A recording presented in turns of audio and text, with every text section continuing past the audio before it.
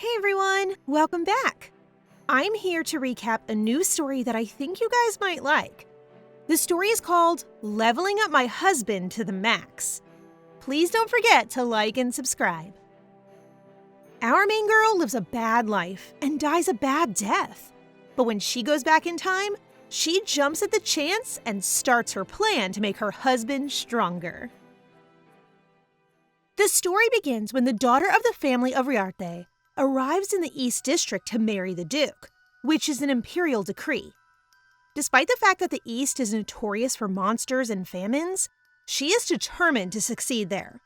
However, on their first night, the Duke left for a war and did not show up, convincing her that the Duke hates their marriage.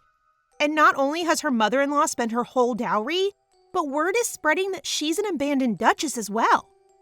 When the Duke returns from a long war, they spend their first night together and are blessed with a child. She's so happy that she won't be alone anymore, but the Duke, to her surprise, doesn't feel the same way. And in her last winter, Duke Carlix is accused of treason by the Emperor. The Duke's pleading with the Emperor to spare her life initially warms her heart, but he later breaks it again by saying he's doing it for the sake of his unborn child. For the last time, she begs the Emperor to spare her child's life, but he simply grins and kills her. Her mind is consumed by nothing but regret, especially for the things she did not do, and her final request is to be granted another opportunity. To her surprise, she wakes up in her wedding gown and can't believe she's gone 10 years back in time. While she's trying to figure out what's going on, Grace, the head maid who had previously abused her, enters her chamber and informs her that the Duke will not be coming. When her past flashes before her, she vows not to be scared again and seizes this rare opportunity to change. She then remembers that because of his absence, she could not receive recognition as the lady of the house, and so she is determined to meet him this time. The head maid tries to explain, but she interrupts by saying that as a lady of the house, she will see the Duke and give the knights encouragement before they leave. Grace leads her the way, and when they eventually meet, she presents herself as Amber Talisto, his wife. She then expresses her displeasure at the Duke's intention to leave without seeing her, to which the Duke tries to explain, looking all flustered. Okay, I think the Duke is a softie. She continues, asking for him not to leave. The Duke and Amber have a private conversation in which he explains that he needs to go to manage the monsters. But he flinches when Amber suspects that he's just trying to run away from their marriage, and she knows that the monster waves at this time are quite modest. She asks him to stay and assist her in adjusting to life in the East, and he surprisingly agrees. She then takes this chance and requests one more, and that is to use formality so that no one in the castle will look down on her. But the stillness leads her to believe that the Duke will refuse, and to her surprise, the Duke blushingly agrees. The Duke then informs the knights that he will not accompany them, then requests Amber to rest first. While in her room, she can't believe how different Carlix treats her now, but she needs to focus on establishing her place in the palace right now. And so Amber did not sleep. Instead, she is waiting for the maids to come out to do their laundry because she hopes to meet someone among them. Jania is a laundry maid and the only person who gave her comfort in her past life. And so this time, she wants to find her as she knows she will be loyal to her. Just as she's about to call her, Belladonna, her mother-in-law, arrives and thinks she's a maid. But Amber corrects her and introduces herself while Belladonna does the same. Then Amber innocently tells her that she knows she's been using her dowry, proving Belladonna wrong about her timidity. Belladonna explains that she utilizes her dowry for their estates and attempts to make it appear to the employees that she wants her dowry back for her luxury.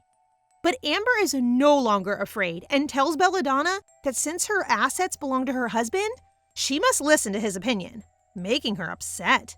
Jania jumps in, and Belladonna gives her a slap that should have been for Amber. Just as she's about to get violent again, the Duke shows up. Belladonna tries to tell the Duke that they are arguing about something that has to do with her dowry. His appearance does not make Amber feel better because she is aware that he would never reprimand Belladonna, who his father favored. The Duke demands an explanation, and when Belladonna reveals that she has used Amber's dowry, the Duke turns chilly towards her.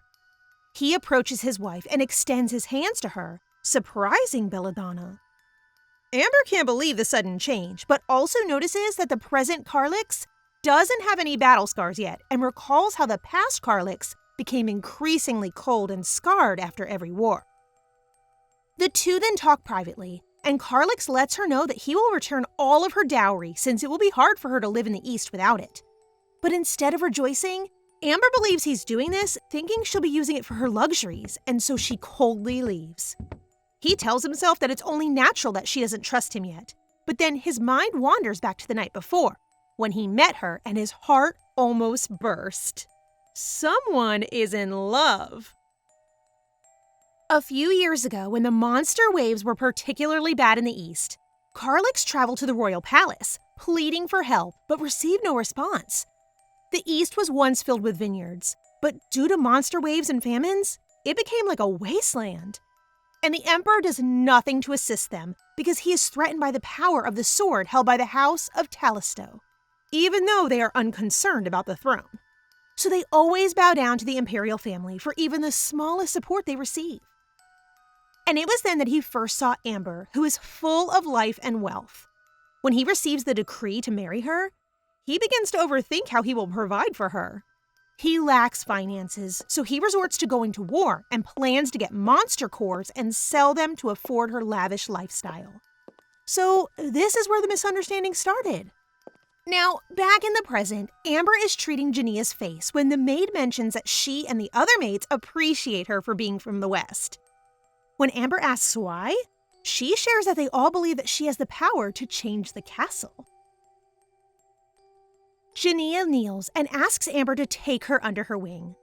This surprises Amber, and she thinks it's because she did something different that she did in the past, when all she did was cry. She accepts Jania and is determined to succeed this time after seeing the outcome of her action.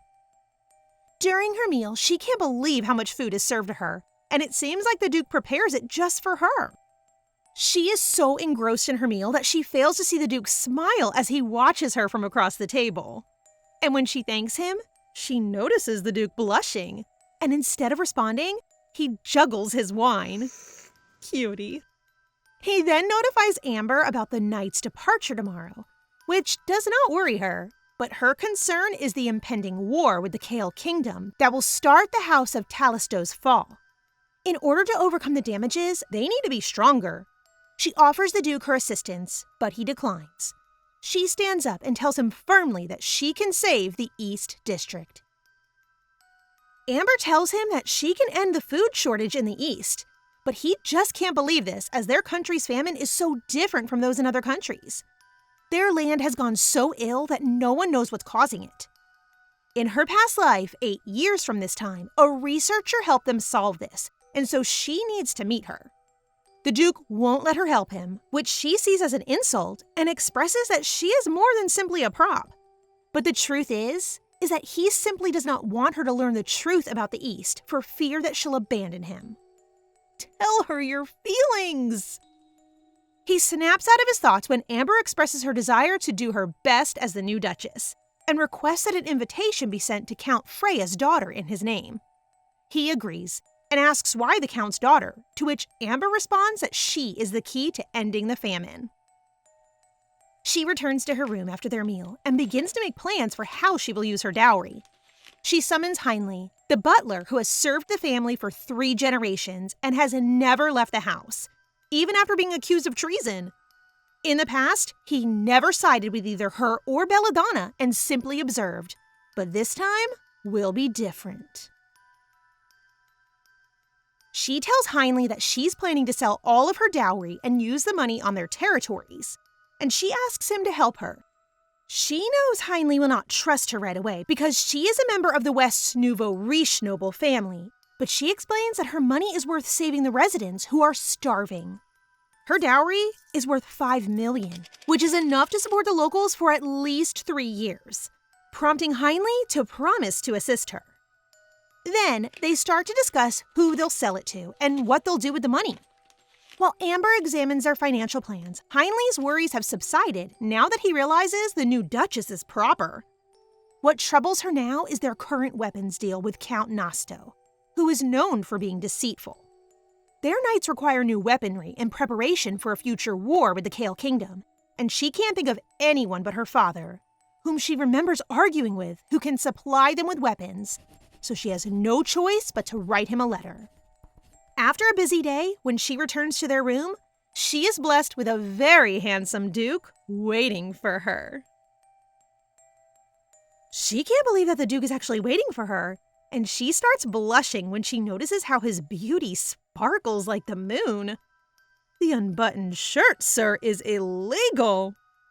She brushes it off and asks him to go to sleep, but when he doesn't respond right away, she figures he doesn't want to share a bed with her and decides to sleep on the couch. Then she remembers that this is the first night for Carlix, and so she tries to discuss their sleeping arrangement with him. But rather than discussing, she just explains that this is all formality and needs to sleep in the same bed so no one will question their marriage. Like before, she automatically assumes that he doesn't want to sleep with her and advises him not to burden himself up over it. She goes to bed first, thinking about the future of the East and how much she wants to see her child again. To do that, she needs to spend the night with the Duke, but she wants to think about it slowly for now, so she goes to sleep while leaving the Duke hanging for the night. The miscommunication is so strong, I can't stand it. The next day, Amber visits the training site where she is greeted by a friendly-sounding Dennis Bertrand, much to the Duke's irritation. She then remembers how many of the knights died in the past and realizes how many lives depend on her. Meanwhile, Belladonna arrives to give her encouragement but finds out Amber beats her to it. At first, the knights are confused as to how a Westerner can inspire them. Amber didn't say thank you or anything, but she did vow to keep an eye on the East while they are gone so they could be at ease and fight, boosting the knights' morale, but of course, upsetting Belladonna. While the knights are preparing, Amber talks to Sir Jate, who is the captain of the guards, and apparently, the Duke sees this, making him, let's say, jealous. Amber requests that Sir Jate retrieve an item for her while they are on the raid, and he agrees without question, showing his trust in the new Duchess. When the Duke finds out that she has requested Sir Jate for something, he changes his tone and suggests that she should have come to him instead. They are interrupted when Heinley arrives and decides to part ways, but Amber still can't figure out why the Duke is acting so weirdly. He's jealous, gosh! When they arrive at her office, Jania, her new personal maid, greets them. Amber immediately assigns her the first tasks and entrusts her with the selection of the other maid, which Jania gladly accepts. She then tells Heinley to find her an acceptable lady-in-waiting, and is surprised to find that Count Freya has already written back. She discovers that Carlix has specifically requested a response ASAP and realizes he is actually paying attention to her requests. She's now having thoughts that perhaps he will change if she treats him differently this time. She then opens a letter and is overjoyed to learn that the Count and his daughter, Lariette, will be visiting their castle. Lady Lariette seems aloof when they arrive, but after Amber compliments her research paper about crossbreeding plants, her face lightens up. This is the first time anyone has shown interest in her research, and she is very thankful that Amber took the time to read it. After all, Amber knows her from the past as the first researcher from the East to be accepted into the magic circle. Lariette's father is skeptical that his daughter will be of any help, but Amber assures him that this is something only Lariette can do. The Duke assists his wife and asks the Count to allow them to discuss while they talk about investments. Lariette begins to talk about plants as soon as they are alone, but she quickly becomes sulky since she believes her research is pointless. Amber believes that this is why her research took so long to succeed in the past because she couldn't get proper recognition. But not anymore. Amber now supports her and tells her that her passion for plants would save the East. Amber will be investing in Lariette's research on rhodum plants. It is the only plant that only blooms in the East and can withstand the poison of the land. And she thinks maybe Lariette can take this into account and apply rhodum's characteristics to edible crops. Lariette's thoughts focus on crossbreeding, and the thing she requests from Sir Jate is the final piece to solving the famine. Amber gives encouragement to Lariette, which boosts her confidence in herself. After they left, Carlix and Amber are now having tea together. She's feeling upbeat, so she congratulates the Duke on his success in persuading the Count to invest. But the Duke quickly looks away since he's flushed. When Amber does not receive an answer, she figures he is dissatisfied and leaves.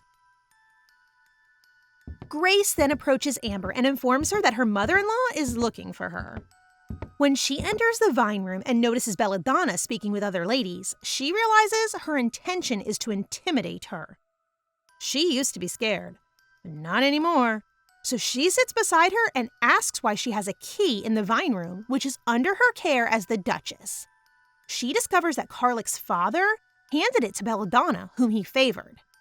She becomes arrogant and threatens Amber that no matter how hard she tries, she will always remain the Duchess. But Amber is unfazed, and instead she talks back, as she has the rights as the wife, and she can just stay in the vine room like a good girl. However, Belladonna, like any low-level cheap villain, locks the door as the maids restrain Amber, and she wields a whip. Just before it hits her, someone knocks on the door. Belladonna becomes more irritated, but has no choice but to open the door. Sir Bertrand appears to rescue Amber, much to her surprise and relief. He then makes excuses so Amber can leave the vine room immediately. Amber fakes a smile to avoid looking scared in front of Bella, but almost stumbles outside the room as her legs begin to give way from what just happened. She is confused about why Sir Bertrand came for her, while he explains that he volunteers since Hindley is busy and that they both share the same enemy. Then he makes up reasons and exits before she can ask any further questions. Amber tries to recall what sort of person Sir Bertrand used to be in the past, and realizes that there are more complicated matters about the castle that she doesn't know about. During that night, Amber has a nightmare about her mother-in-law and her death in the past. Duke Carlix overhears her sobbing and decides to comfort her. When Amber wakes up, she sees Carlick sleeping next to her and finds his innocent face amusing. But he leaves quickly, making her assume he's avoiding her. While getting ready for the day, she thinks she misjudged Belladonna's true color, seeing how it gave her nightmares. In her dream, she sees the sword used by the Emperor to destroy them and resolves that she will not allow anyone to ruin the East this time. Amber suspects the new lady-in-waiting as she interviews her and decides to keep an eye on her. Hindley appears to report that the merchant fleet, Pfizer, wants to buy all her jewels, but she doubts that they have enough cash for it. He warns her that they might threaten to make her sell it for less, which makes her think about the past and try to devise a plan on how to handle the present situation. Leopold, the merchant fleet Pfizer ship manager, comes to see Amber and arrogantly informs her that there is no better deal than them. As expected, Leopold offers to buy Amber's jewels at a low price, but she refuses to sell it. He explains that the Piazza is the law in the East for all trades, and without them to connect Nosto, the East would have been abandoned. Only the Piazza can supply food, weapons, and daily essentials. Amber calmly asks if he's done, and says she's amazed at how arrogant he is to think he needs her help. To his amazement, Amber tells him that she knows he harassed Count Zamos' niece and was given 2 months to make amends. Amber warns him that Count Nosto doesn't know about the incident and may cut his head if he does. Afraid of what he heard, he asks what she wants. She says she knows what Count Zamo wants, but doesn't want to tell him. But if he accepts her terms, she will help him resolve his problems. To his surprise, Amber wants 5 million stars for her jewels. Leopold initially resists Amber's stipulations, but she continues to narrate the cruelty of Count Nosto that makes him more scared and tells her that he only has 3 million stars. Amber then states all her conditions for the remaining 2 million. 1 million worth of aid items and the remaining 1 million in exchange for the Durandal sword. The sword that the Emperor used to kill both her and her son. Leopold looks so cornered and has no choice but to sign the documents she prepared. Soon, the aides arrive at the castle and everyone is talking about how great the new Duchess is. Even Belladonna is seeing the changes. Meanwhile, Amber is glad to know that more maids are willing to work for her, and she feels relieved knowing that they can survive the coming winter. But she is upset about the treatment she gets from her husband. He doesn't even comment about the aid items coming in. So she decides to find him and ask for a chat to end their unpleasant situation. The Duke sits at a table, knowing his wife knows he is avoiding her, feels silly for not speaking to her, and may leave him if he continues. He panics when Amber tries to speak up about how badly he's treating her right now. He jolts up, trying to explain that he's not unhappy with her or anything, but quite the opposite. Surprised to see Carlix looking shy, she feels relief and requests him to stop avoiding her, then changes the subject to discuss their weaponry. He too wishes to cut and stop the trades with Count Nosto, as he keeps toying with the lives of their people and knights. He has little choice but to submit to anyone who can assist them, but this time, Amber is there to help him. She explains that they just need to look for another merchant outside the east, and the best person to make trades with is the fleet of Count Riarte of the west, her father.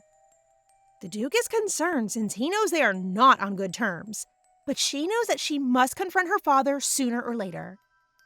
They were once a loving daughter and father, but not until their family received a decree from the Emperor to marry his eldest daughter Natasha to Carlix. Her hatred for her father started when he went to the palace. Amber's father tried to convince the Emperor that his daughter Natasha cannot comply with his orders because she belongs to the Magic Tower and chooses the younger daughter Amber instead. Shocked and terrified, but there was nothing he could do but to obey the Emperor's order. But at that time, Amber cannot understand her father and thinks that he doesn't love her. She even asks him why he did not protect her and cannot understand his decision, not until she met the Emperor personally. She informs the Duke that she's already sent a letter requesting her father to meet her at the Viscount of Petro, a remote area in the east. To avoid suspicions, the Duke advises they pretend to go on a patrol trip to comfort and bless people while traveling around the territory. He also warns her that the east is a very poor place, and Amber says that she wants him to trust her since she's his wife. That night, he wonders if he is wrong and hopes that his wife will not have the same fate as that person he remembers. All he wants is to protect her. The patrol trip worries him since the lands of the east are all barren, and it might shock Amber. He then finds the letter she exchanges with Lady Lariette regarding the rodent research and learns of Amber's dedication to the east. Perhaps he misjudged his wife and is actually a person who will be there through ups and downs. So he intends to tell her something if she does not change her mind and leaves after the patrol mission. The next day, Jania asks Amber who will be her guard during the trip since the elite knights have not yet returned from the raid. Jania wonders if the Duke himself will guard the Duchess, to which Roxy agrees as well, but Amber quickly objects. She believes this is only true for couples who get along well, which they don't. Roxy then passes her the paperwork she requests, while Amber gives her a gift and tries to place it on her wrist. Amber appears to notice something in Roxy's hand, but she quickly lets go and leaves. Amber is unable to question Roxy since another servant arrives to accompany her to dinner and informs her that the Duke will not be joining her since he has some preparations to make. Later that night, she observes that the Duke is once again running late, but she is taken aback when he suddenly enters their room while she's wearing something provocative. After she covers herself, she can't help but blush when she sees Carlix looking so, manly. In short, hot. Without knowing, Carlix looks at her the same way too. Gosh, these two. After being awkward, they decide to go to sleep and Carlix chooses to take the sofa. But Amber can't sleep at all, and she's about to go get a drink when Carlix sees her and decides to go with her to make sure she's safe.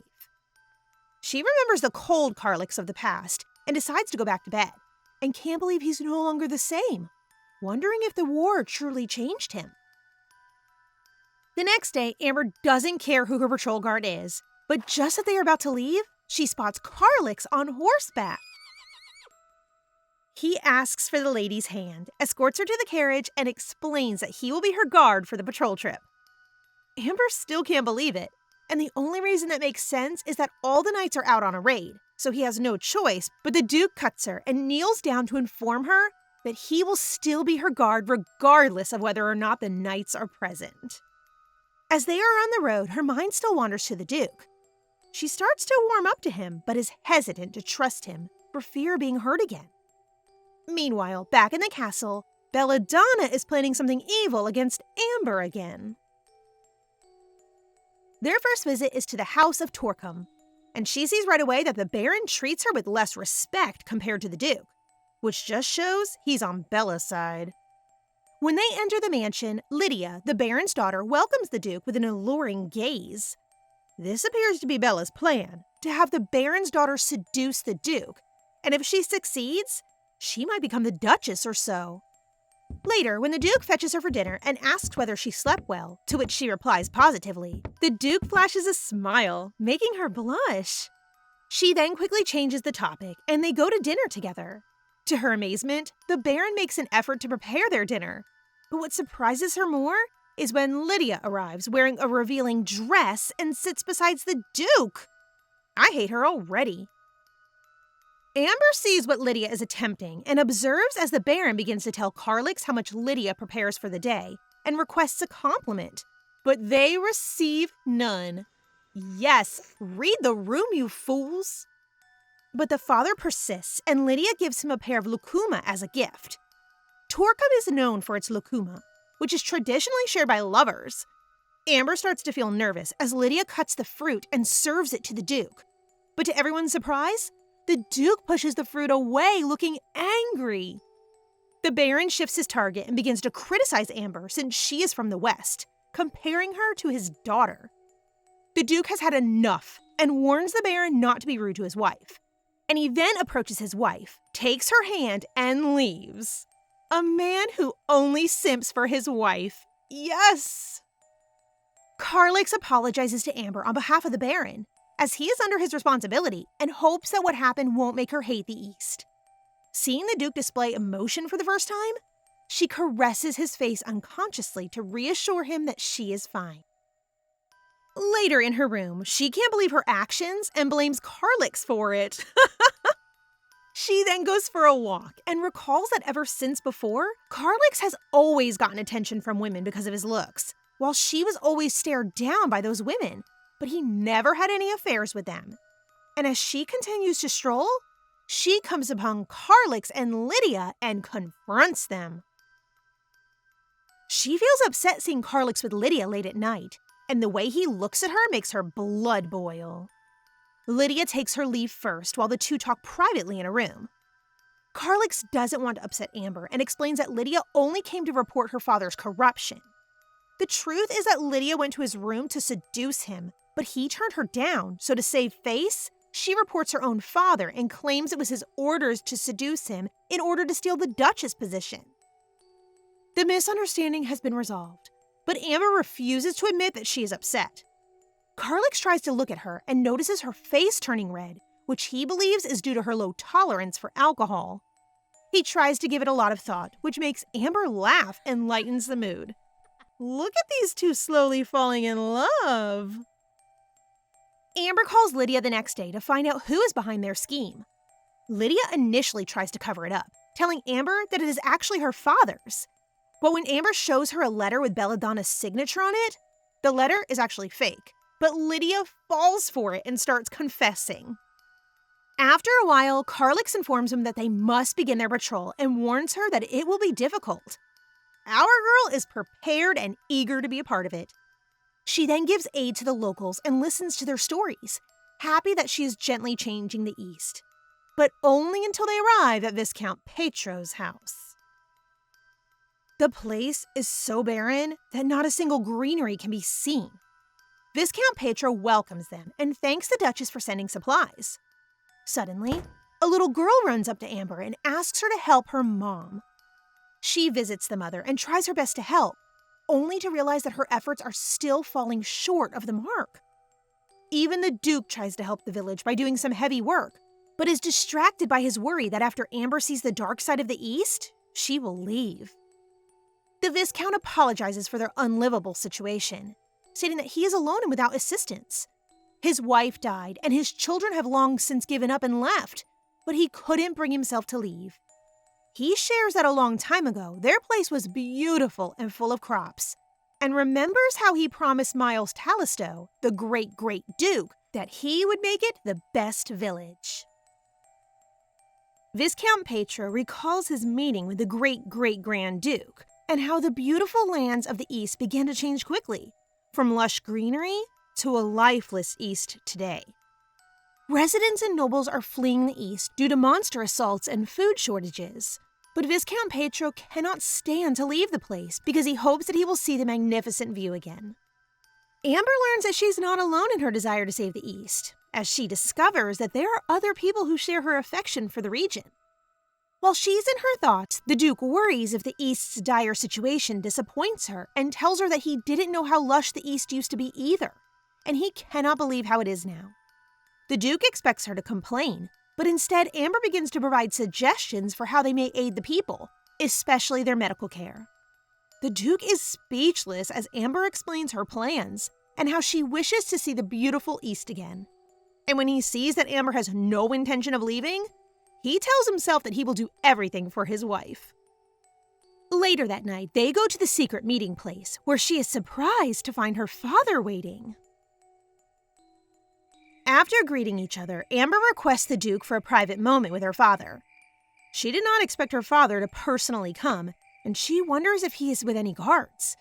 She is surprised to find that her sister Natasha, the century's greatest magician, is with him. Seeing her, Amber recalls their youth and how her sister was blessed with magical powers but lacked emotions, so kids their age didn't like her. Natasha always fought back with violence, which made Amber an outcast as well. Amber then remembers how she was forced to marry the Duke in place of Natasha, just because she's a talented magician. She has always felt her father favors her sister more and is resentful of the times she has had to step in for her. Natasha volunteers as her father's guard, and she bluntly comments that the East is a mess, and adds that they will assist in her lightening her loads. However, her words give no comfort to Amber, and if anything, they only make her detest them more. She remembers her miserable years and realizes that they have no intention of finding her until she writes to them. With a weary voice, her father tells her that he felt too ashamed to contact her, while Natasha urges Amber to hit her until she's not upset anymore. Amber sighs as she hears her sister's offer, but she tells them not to seek forgiveness and to simply accept her feelings. Her father owns up that everything is his fault and that he was mistaken to assume that he loved them equally. He reveals that he fears the Emperor since after he turned down Natasha's marriage offer, the Emperor's knights attacked their fleets. He admits that he's a coward for giving her up and hates the day she left. Despite her father's apologies, Amber is starting to understand him, but she's still not ready to treat him like she used to. This is the closure she needs for now, hoping they'll get closer in the future. Meanwhile, the Duke is making a barrier outside the house when Tasha appears and breaks it. He recognizes her since few sorcerers can shatter his aura. Just when she's about to show off her powers, Amber calls for them, and Natasha notices how good she acts around the Duke, then goes back inside like a kid having a tantrum. Tasha appears to want to look out for her sister in her own way, sizing up the Duke. Cutie. Inside the house, the Duke and her father greet each other, and Carlix is pleased when her father agrees to refrain from using honorifics with him. They then start their discussion with her father, showing them a document. The document shows that they will disguise themselves as a dealer who is a Pfizer Association member and will pretend to sell the weapons. Amber states that Baron Leopold will assist them in forging the accounts and that she will have to send the payments through her family letters to avoid suspicion. Amber elaborates more of their plans and interrupts the Duke to ask what weaponry they need. Her father is surprised to learn that the Duke's troop is smaller than he believes and wonders how strong each knight is. They end their meeting with Amber thanking her father, and the two hope the plan will go well. Amber realizes her father and sister didn't have a carriage before leaving when Tasha shows off her teleportation magic.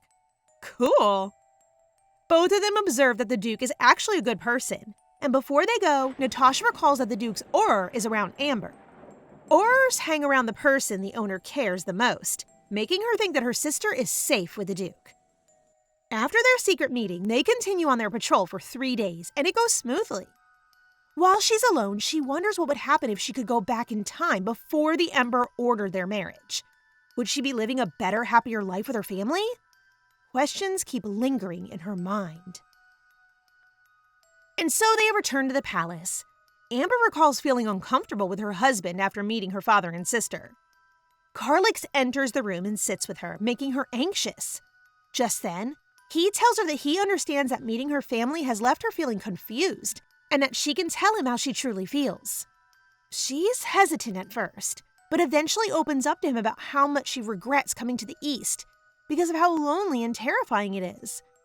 And after meeting her family, she wonders what her life would have been like if she hadn't become a victim of the Emperor's conspiracy.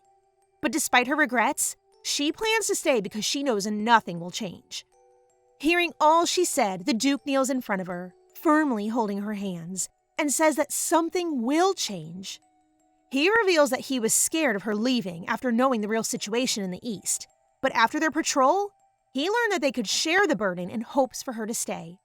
He then assures her that he will change and devote everything to her, including his life. You better not misunderstand his feelings, Amber.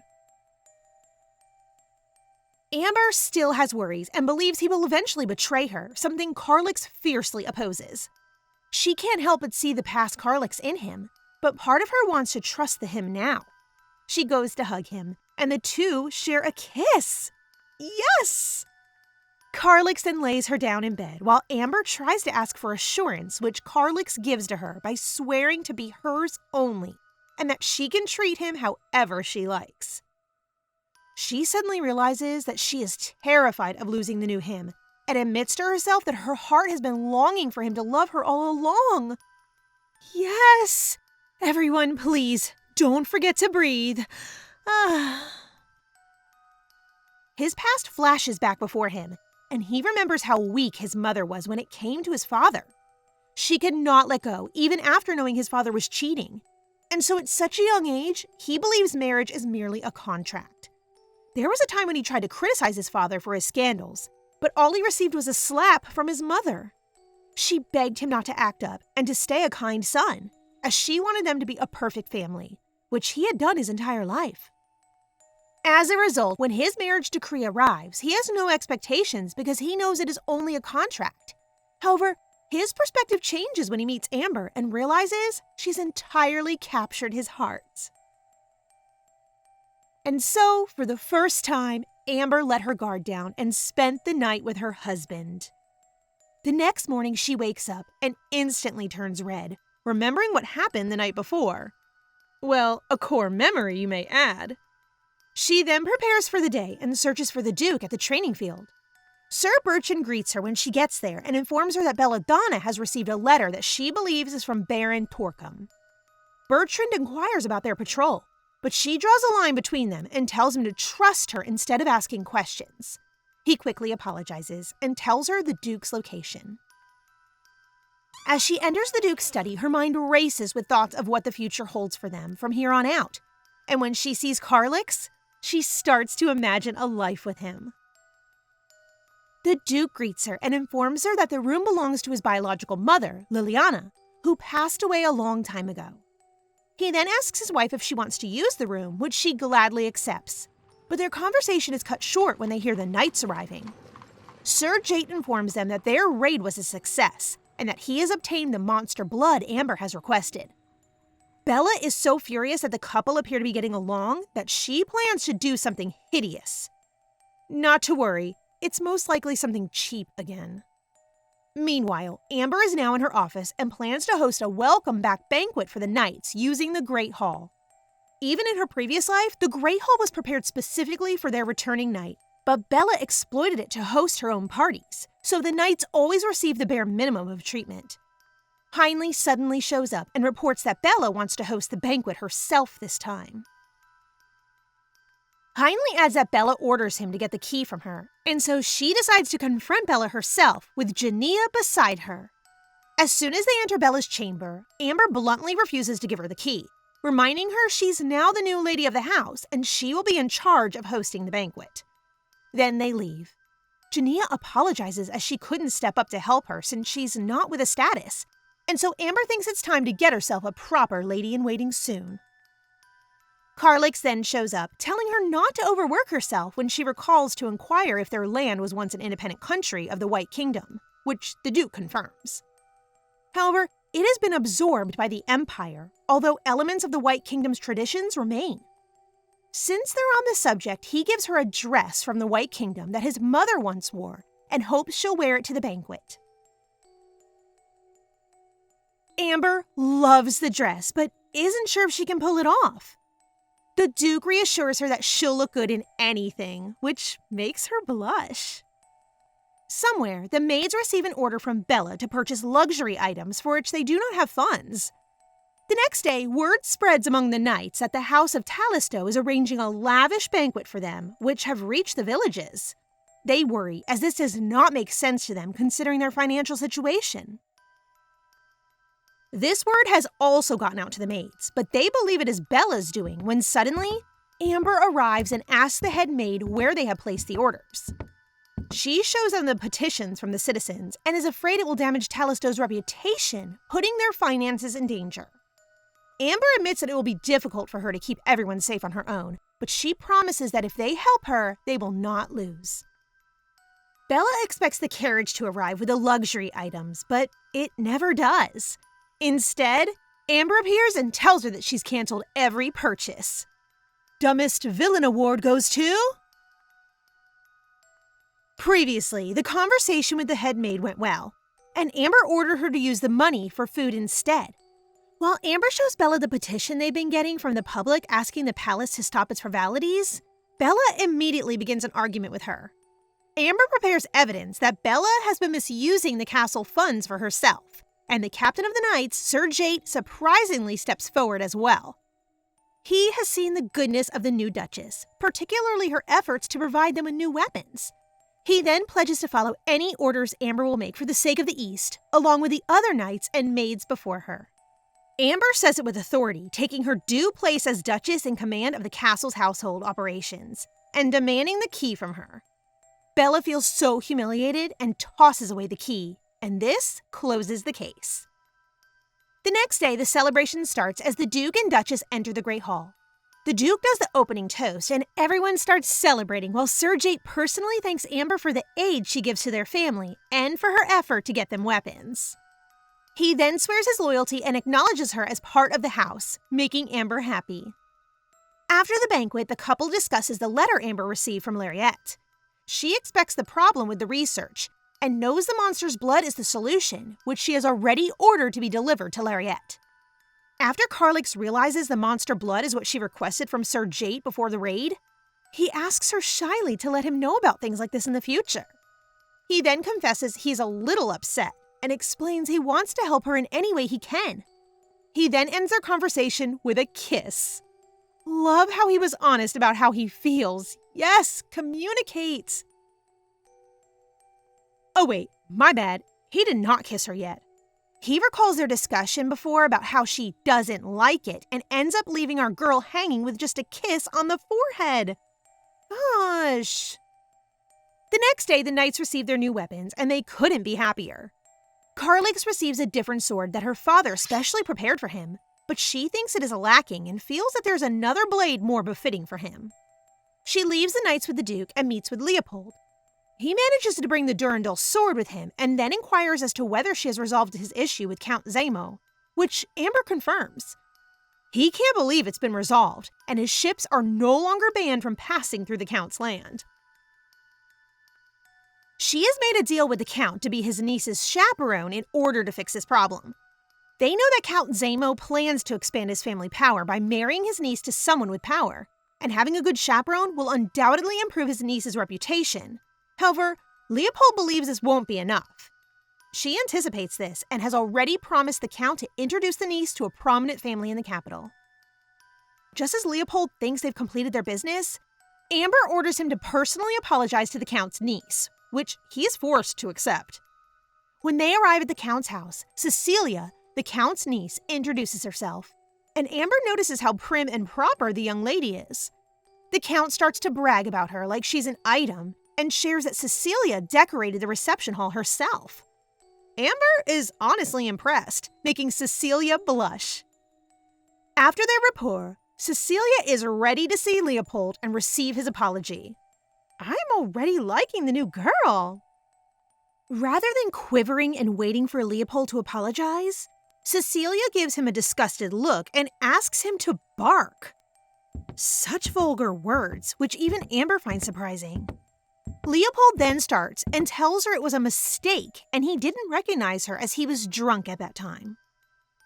Cecilia's anger grows as she interprets his statements to suggest that it wouldn't be a mistake if it was just a servant he assaulted. She wants him to pay for his crime, so she provides him with a list of the women he humiliated and demands that he apologize to each one and compensate them. Watching Cecilia's actions astounds Amber, as she assumed she would be more passive like most Eastern women. She then supports Cece's wishes and orders him to comply, or else she'll have to expose his schemes to Count Nosto. Looks like he still wants to live and has no choice but to cooperate. They move to the tea room to discuss chaperoning after Leopold leaves. As they make their way, Cece asks Amber why she sided with her earlier, to which Amber simply responds that her opinions are reasonable. Cece takes a step back, relieved to hear those words, as it is the first time someone has ever spoken something like that to her. Amber will have Cece as her lady-in-waiting until next year's social season, when she will be transferred to her second chaperone in the capital, Duchess Rostaban. Rumilla Rostaban is known to be a shining star in her youth and is now the wife of Duke Rostaban, who controls the north, and the mother of the Empress. This is the reason why Count Zamo accepts the deal Amber made with him, since he really wants to succeed in society. The Count is intrigued and asks Amber how she managed to persuade such an extraordinary person. But Amber does not disclose anything and only tells him she has something the Duchess cannot reject. After their discussion, the Count gives advice to his niece to act properly while she's living in Talisto's castle. And because of her sad expression, Amber thinks Cece might not have an interest in high society. Then, Cece takes Amber to her room and thanks her for her kind remarks earlier. Amber continues to gush about her amazing ideas, which makes Cece feel shy. She blurts out that Amber's a unique person. Not in a bad way, of course, which Amber smiley accepts. The next day, the two are now on their way home, and Amber hopes that she will love the Talisto castle. However, as soon as they arrive, Amber seems to have forgotten that Cecilia is not someone to mess with, and she fails to recognize that she is not to be overpowered by Bella, meaning trouble ahead. Yes, now we have someone who can help our girl step up with the evil mother-in-law. 2 hours before Amber arrives, Bella is questioning her informant, who, from the shadows, looks like no other than Roxy. She informs her that Amber visits Count Zamo's house and will bring a lady-in-waiting, which shocks Bella and Grace. They know his niece, Cecilia, who has rejected her invitation before, and can't believe she accepted Amber. As soon as they arrive, Cece escorts Amber down the carriage, and Bella is the first to welcome them home. Of all people! Gosh! She points out that it's not ideal for her to be gone as the lady of the house, and that she could have recommended her to a lady-in-waiting instead. She then uses the age card to taunt her, which Amber cannot counter.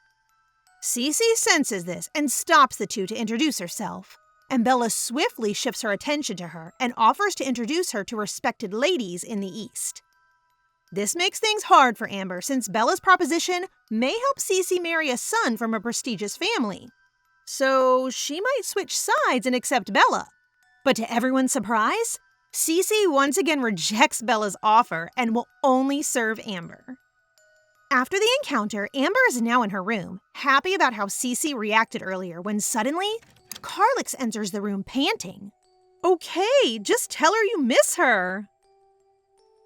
He has nothing special to say, but out of the blue, he tells her that the snowflakes have blossomed and can't help but think of her. Our boy is trying his best to be romantic, but Amber seems to have no clue. Amber looks out the window and finally sees snow, while Carlix stares at her tenderly and remarks how her porcelain complexion really resembles snowflakes, which is the reason for his sudden visit, making Amber blush. I didn't know Carlix could be so poetic. The tension is strong, but Amber's guard is up, overthinking how his feelings might suddenly change and shifting the subject to her new lady-in-waiting. Carlix trusts her judgment, but Amber appears to be misinterpreting and believes he simply doesn't care. He swiftly clarifies that he is not placing a boundary between them and that he trusts her because of what he has seen her do. Amber seems to feel relieved after hearing his explanation, and while she's still uncertain about Carlix's feelings, she believes they can be a couple who can count on and trust each other. She thanks him and excuses herself to see Cecilia.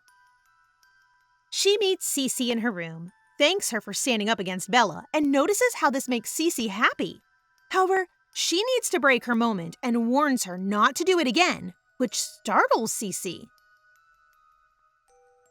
Amber explains that she will only have to stay as her lady-in-waiting for a few months. After that, she will be living in the capital, so she doesn't need to be caught up with her problems. And notes that she needs to prioritize her debut in society, but her expression tells Amber something is wrong. Cece asks Amber if she believes that marrying a prominent man in society fulfills a woman's life. She then shares how her poor family needs sponsorship from the Count's family to avoid going hungry, and how she despises the fact that her uncle trains her for a social debut in order to marry her off. But she never speaks up since she can't ignore the assistance they receive. And Amber realizes Cece didn't wish to marry. Cece adds that she thinks coming to the capital is a good idea since she can meet more people, but going there with the intention of marrying makes her feel like an item on display. Amber advises her to make her own choices, to try her best not to regret anything in the end, and to not allow fear to hold her back. Hope you guys find these helpful as well.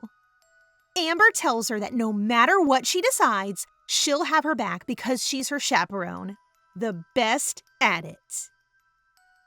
She thanks Amber and is now more determined than ever to go to the capital to experience more things, and she will do her best as her lady-in-waiting. Grace once approaches Cece and warns her that Amber will not be able to protect her for long, unlike Bella. Cece only gave her a look and a warning not to speak ill of the Duchess or she'd use force, making Grace shudder in terror. This story spreads among the maids, and Jania tells it to Amber, making her proud. Carlix greets her and sits across from her when she suddenly calls out his name to look outside and watch the snow. His thoughts are not on the snow, but on how Amber begins addressing him by his name, which Amber admits comes out subconsciously to her. Carlix can't help but blush as the way she calls his name makes his chest feel like it may explode. Where to find a Carlix for myself? Later, Amber is now in her new study, Carlix's mother's library to be exact, and sees a diary that seems to belong to the Duke's mother. She gets so curious and peeks, and she finds out her situation is no different from Carlix's mother's before. From arriving in a strange place to how she wants to be loved, and how she thinks a child can make them a family. Amber then reads a strange page where she talks about maids offering her tea, saying it's a gift from her husband, and describes its steeps as pretty red. When Grace suddenly interrupts her, telling her Bella is looking for her. When Amber arrives at Bella's chamber, Bella states how difficult it has been to meet her daughter-in-law. What is this evil woman up to? Amber apologizes out of formality, while Bella urges Cece to leave so they can privately talk. But she does not heed, as she only takes orders from Amber. Bella still tries to maintain her cool and tells her that their discussion is not something that can be addressed with a lady-in-waiting in the room. But again, our smart little Cece points out that if so, then Grace will have to go as well. Amber cuts them off and asks what important matter they need to discuss. Bella then prepares her snacks and offers to assist her in hosting a tea party. This is something that is under Amber's jurisdiction. Bella claims that she has been the Duchess for a while, but has never had a tea party, which makes the noble ladies of the East distrust her. And adds that because she's a foreigner, she'll need aid to throw a good tea party. But Amber can never trust Bella, and tells her it's none of her concern. Bella squeezes Amber's wrist and warns her, implying that no one will attend her party if she's the sole host. By that, she gets Bella's message that no matter how recognized she is within the castle, without Bella's help, she will not be welcomed in society. However, our girl has no intention to fall into this trap, and she tells her she will not be the timid and meek daughter-in-law she's expecting. Bella has enough and orders Grace to leave so Cece will leave as well, and she begins to speak differently, telling Amber that just because Carlix starts to care doesn't mean it will last, as all men are the same. A sudden relationship advice from an evil mistress? Well, Amber disagrees and says Carlix is different, standing up for both herself and her man this round. Go, girl! Bella laughs at her statement and informs her that love is only possible between equals, which they aren't, and degrades her as just the daughter of a common viscount, whereas Carlix is a duke. She then shares her own love story, which I know no one cares about, but bear with me. Detelev Talisto, her husband, once vowed to give her all the power of the East and the position of a duchess, but none of his promises came true. He gave all the power to Carlix, while all she can do is scold maids, realizing it was all false promises. She then asks if Carlix has promised her something, to which Amber declines to answer. Promises are a red flag, and Bella advises her not to give her heart to Carlix first, although she thinks Amber already is. Amber seems to be wavering after hearing all these, and so she stands up, walks away, and reminds her she'll take care of the tea party. After Amber leaves, Bella and Grace are talking about how she expects Amber to host the tea party herself, so their plan will carry out as planned. They are planning big this time. Meanwhile, Amber, Cece, and Jania are discussing how it will be difficult for the three of them to keep watch on Bella, as they believe she will not be acting alone on whatever she plans to do. Jania proposes asking Sir Bertrand for assistance, whereas Cece believes it would be much better to ask the Duke rather than a knight. Amber is unsure whether she can ask the Duke, but Jania firmly disagrees because she has seen how much the Duke cares for her and feels he will go to any length for her. Her past shows her to never expect anything from Carlix, as he always chooses his family over her. But witnessing how lovingly the new Carlix looks at her makes her waver. Then she remembers what Bella said about how everything is fleeting and wants to ask Carlix for assurance if he'll keep his promise to her before anything else. She then finds herself hoping that Carlix loves her. Amber's thoughts of Carlix are broken when Cecilia asks to assign her the job of keeping an eye on Bella. Even though she just arrived in the mansion, Cecilia already understands Bella's character and her ploys, which impresses Amber. After the discussion, Cecilia wonders why the other lady-in-waiting isn't here. Amber explains she'll brief Roxy separately. For a few days, Amber and her people are busying themselves with preparations for the tea party. She feels this party will cause a more significant change in their future. So much so that she thinks all these changes will be the calm before the storm. Foreshadowing, I see. The night before the tea party, Cecilia discovers Grace acquiring a plant called red grass. When Cecilia reports this to Amber, Amber weakly stumbles when she realizes the truth about this plant. That horrid woman! How long has she and Bella been doing this? The day of the tea party finally arrives. Amber is delighted to see all preparations are perfect.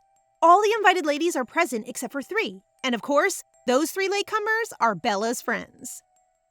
Viscountess Fabienne, Countess Guyer, and Countess Liano arrive and try to pick on Amber.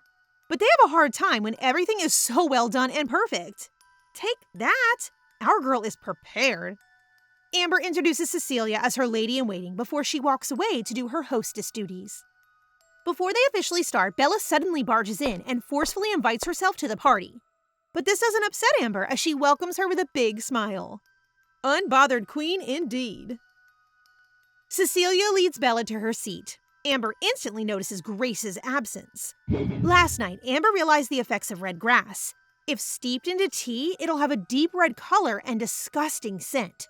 When taken, it can cause dizziness and a numbing sensation.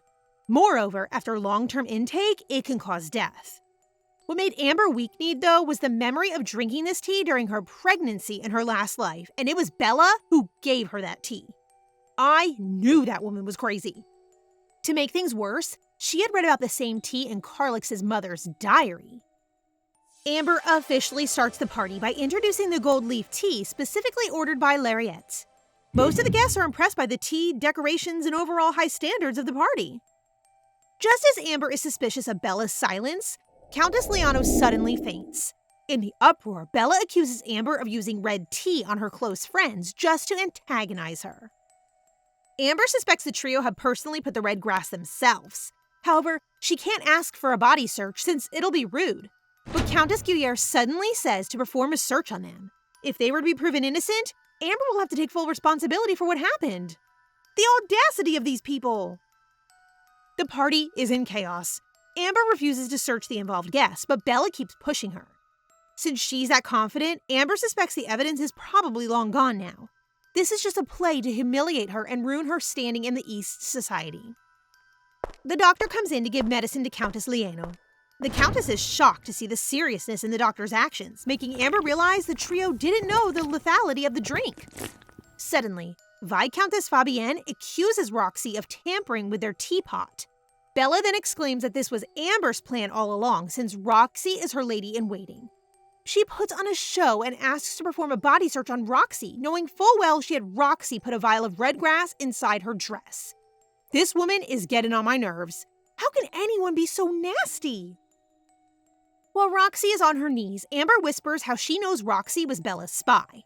Amber tries to convince Roxy to tell the truth. Seeing that, Bella forcefully does the body search herself. Lo and behold, they find evidence. Bella scolds Amber for playing pranks with the tea that can kill someone.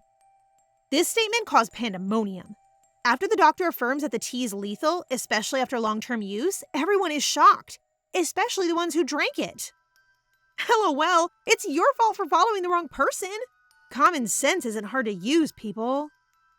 Anyway, instead of panicking, Amber asks how Bella is so familiar with red grass being lethal when it wasn't common knowledge to people.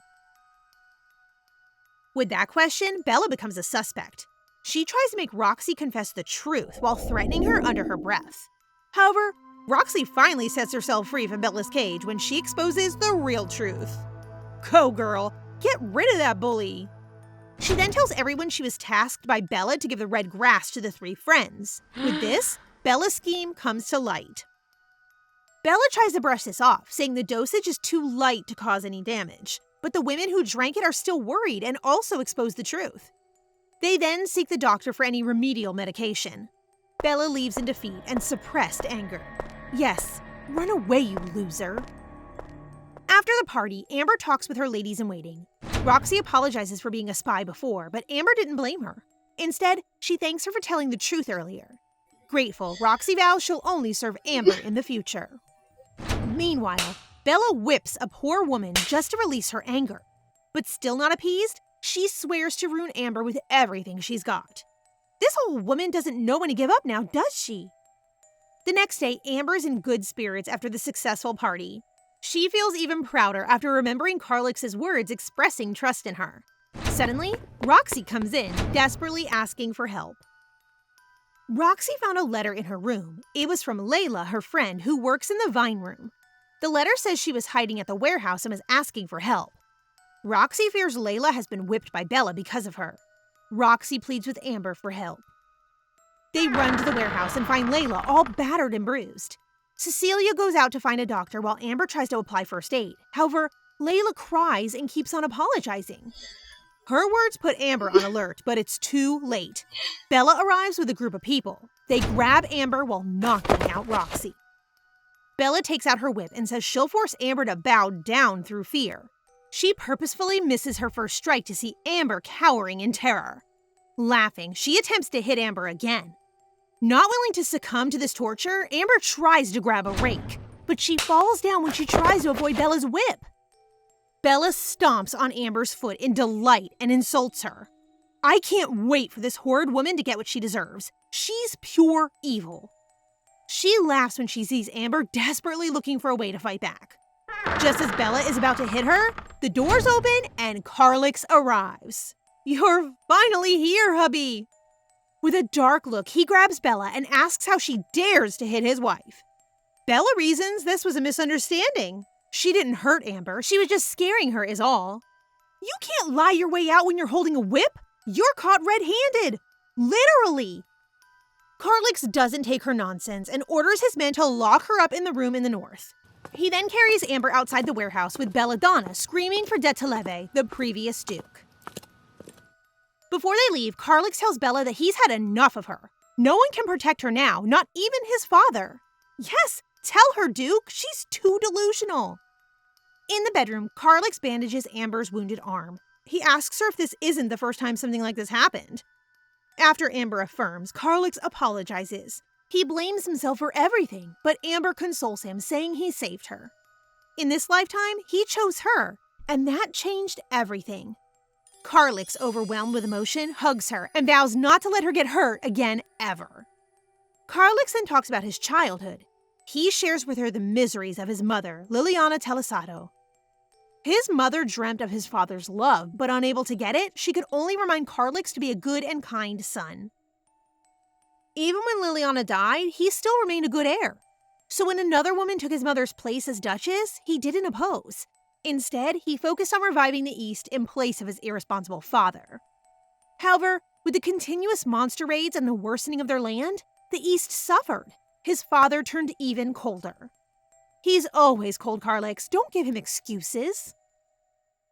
Out of this hopeless situation, Carlix couldn't believe someone like Amber would come to him. Unsure of how to treat her, he could only watch as she took the lead in restoring the East. Even though he knows she disappointed in him, he begs her not to leave him. Amber understands he was just as lonely and inexperienced as she was, so she assures him she'll never leave him. Happy, Carlix moves for a kiss but hesitates at the last moment. Amber stops him from moving away and tells him to continue, and the two passionately kiss. This is so swoon-worthy. See, communication is key, people. The next day, Heinlein reports that Bella wrote a letter to the former Duke. Carlix intercepts the letter and orders Heinlein to take care of this. He then takes the breakfast from a maid and brings it to Amber. Seeing her awake and her clothes in disarray, Carlix restrains himself from pouncing on her. Oh my! This guy is still hungry. Carlix assists Amber to the table since her legs are still weak. I wonder why. Wink, wink.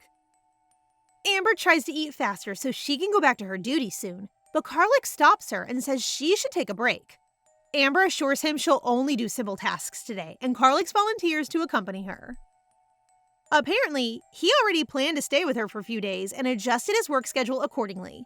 So for the following days, Carlix follows Amber wherever she goes. Carlix is such a puppy. Meanwhile, in a dark room, Sir Bertrand takes out a document and says it's time. Ha! I knew he wasn't just an ordinary knight. While on Bella's side, she is frustrated that de Taillevée hasn't replied to any of her letters for a week now. Suspecting something, she orders Grace to go to the summer villa personally.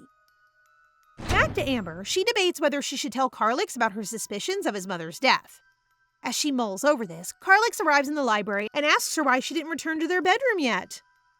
They then sit next to each other on the couch and start talking. As Carlix looks at the place, he becomes sentimental and tells Amber he's glad he entrusted his mother's study to her. Seeing him like this, Amber decides just to tell him. Amber shows Carlix Liliana's diary. He reads it, and when he comes across the red tea, he freezes. Amber tells him she suspects it was made with red grass.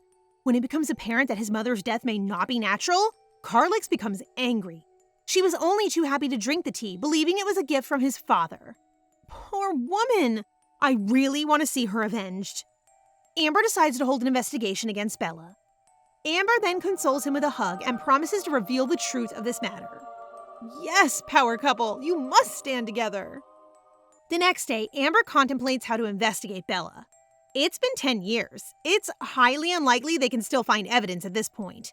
At this moment, Sir Bertrand arrives and reveals his truths. What is your truth, sir? At the training grounds, Heinlein urgently asks Carlix to come inside the mansion. When he arrives there, he sees his father. Amber also arrives and sees the former Duke Talisto. Surprisingly, Bella also arrives. Yuck! Such ardent display of shamelessness. And enthusiastically greets de Taillevée. Carlix is angered to see her free. He orders them to go send her back, but de Taillevée stops him and says it was he who ordered to let her go. Even though he knows what happened, de Taillevée brushes the incident off since Amber didn't get hurt. He lightly scolds Bella for being too much, but other than that, he already let her off the hook. They deserve each other. Ugh. When de Taillevée says he protects his people, Carlix scowls and brings up the way he treated his mother. De Taillevée tells him it's not his fault his mother had a weak body. This triggers Carlix, and he exposes their suspicions of Bella poisoning the late Duchess. Bella quickly denies that and asks for proof. Amber interjects and says that they both have evidence and a witness. Sir Bertrand comes in and is revealed to be Dennis Benheim, the heir of the House of Benheim and Liliana's cousin. We did not see that coming. So many exciting revelations. Dennis and his mother had always been treated badly due to their family's status, with the exception of Liliana, the late Duchess. After learning of her death, Dennis and Liliana's father investigated the situation. They were able to find the maid who delivered the red tea, but her tongue was cut off. Fortunately, she could still write even after being tortured so badly. When de Tailevay reads the maid's statement, he's shocked. Bella tries to deny the allegations, but Amber brings up another piece of evidence. Previous trade records with Bella's seal on them. The document contains all the records Bella had with Count Nasto regarding trade with red grass. With the truth revealed, de Tailevay is angered. Bella tries to reason with him, but Carlix breaks in and says he'll hold a noble trial against her. Even if this trial attracts the attention of Count Nasto and the Emperor, Amber decides to proceed. She will protect the East, and the first step to that was cutting Bella off. What a relief we'll finally be rid of her. On the day of the trial, Bella is proven guilty and sentenced to banishment. We can finally say bye to this awful creature. After that, Dennis, de Tailevay, and the ducal couple converse. Dennis apologizes for hiding his identity and asks to be treated the same as back then, even though he's Carlix's uncle. De Tailevay also apologizes. He has always hated the East because it was where his parents suffered. And when he couldn't stop the East's desolation, he simply gave up. Liliana tried to make him a proper duke, but he resented that, so he ignored her. When Liliana died, he brought Bella to the castle as an excuse to pass the position of duke to Carlix, not knowing she would make the East even more derelict. I'm sorry, but what? Your excuses don't even make sense. Carlix states he's different from him. He'll protect the East along with his wife. What an ideal man, am I right, guys? We need our very own Carlix. Or we can just snatch him. Just kidding. At night, Carlix regrets not learning the truth earlier. After this experience, he promises to face everything head-on with Amber. Meanwhile, Count Nasto discusses the Talisto household with his people. He wonders where the Talisto had gotten their weapons when they haven't made any trades yet this year. He suspects it has something to do with Amber. He orders his knight to investigate and pay close attention to the Duchess. OMG, another obstacle for the couple! In a shabby shack, Baron Leopold gets his trump card that can help him against Count Nasto. He knows Count Nasto won't let him off if he discovers he helped the Talistos. However, unbeknownst to him, a dark figure was waiting outside. A few days later, Count Nasto visits the castle while Carlix is out on a monster raid. He discusses the grain trade and why Amber hasn't replied to any of his proposals. Amber is cautious. She can't leak out proof that she's been trading with her family, the Riarte. She asks Count Nasto to stop sending proposals because she'll use money instead to find another way to acquire grain. We stan a rich queen. Everyone silent. Listen to her money talk. Count Nasto tries to mock her and says her dowry can't hold up forever. But Amber brings up that the knights of House Talisto can earn money through their services. She had discussed this with her sister last night. The Riarte family will hire the knights of Talisto and use this as a reason to transfer funds as salary in disguise. Even though they'll have to work as soldiers, the knights will do this for the sake of the East. Count Nasto interprets her words as treason and tries to make her admit it, but Amber dodges it off with a vague answer. You can't trip her up. She's too clever for that. Your cheap tricks will not work here. Count Nasto laughs and warns her that the Emperor can do more than just limit their trade. He hints the Emperor might even issue a dangerous order soon, like sending someone to a hopeless war. He then leaves after the heavy warning. Here is another nasty person they need to face. Evening comes, and Count Nasto orders his knight to exterminate Baron Leopold after learning about his involvement with the Talistos. Carlix arrives and rushes to Amber. Of course, that's the first thing he did. Someone is love-struck. He then asks her about Count Nasto, and she tells him what happened. Sir Jate interrupts and asks Carlix to come and verify their things. Apparently, Carlix ran to the Duchess as soon as he arrived, without even changing his clothes. He was that worried and excited. Aw, this puppy deserves a kiss. When Carlix left, Amber mulls over the upcoming war order against the Kingdom of Kale. She promises to go to the capital with Carlix this time. She can't let him leave without a goodbye, just like in her past life. Amber then wonders why Carlix was such a cold person in their past life. She suspects it must have been the trauma of the war that changed him. She worries his changes will happen again and tries to think how to help him get through the trauma. She just can't lose him. She wants him to smile now and forever.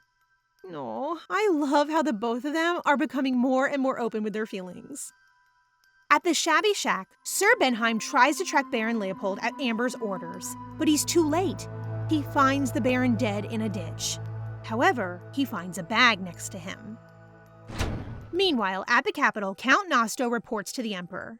The Emperor decides to make his next move against House Talisto. As Count Nosto leaves, he wonders how the Talisto family became so unfavored. I wonder the same thing. He meets the Crown Prince along the way, and they talk about their own dealings. OMG, another shady character. So many enemies, and I'm starting to get worried.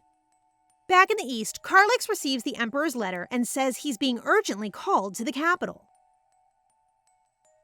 At the capital, Amber arrives at the Talisto townhouse with Cecilia. As she enters the mansion, she senses the atmosphere is strange. Before she can ponder it, the head maid, Naria, approaches and shows her around the mansion. At the end of the tour, Amber notices that the people here are afraid of her. The bad rumors about her must have spread there too. To ease Naria's worries, she praises them for a job well done on the upkeep of the place. While drinking their tea, Amber reminds Cecilia that their purpose there in the capital is to meet her second chaperone, Duchess Rastaban. The Rastaban family is the family of the current empress, Janata Rastaban. Her child with the emperor is the fifth prince, who's known to have a weak body. However, his faction is in opposition with the crown prince. Politics is such a messy business. Later in the afternoon, Amber looks around the mansion some more. When she goes to the garden, she unexpectedly sees a blonde man. Hottie alert! For the first time since her arrival in the townhouse, Amber has never set foot in the garden. She takes this opportunity to stroll around there. Her peaceful time is interrupted when a sound from a bush takes Amber by surprise. But a voice reassures her that he doesn't mean to harm her. Excuse us, sir, but which angelic realm did you come from? A gorgeous-looking man with gold blonde hair and kind green eyes appears before her. He is as stunning as the golden sun. Since Amber's already married, maybe we can have him instead? Just saying.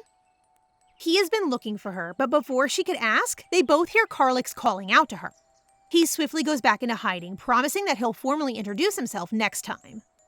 Okay, gorgeous. We hope next time is any second right now. Back in the townhouse, both Amber and Carlix discuss the demands of the Emperor in the future.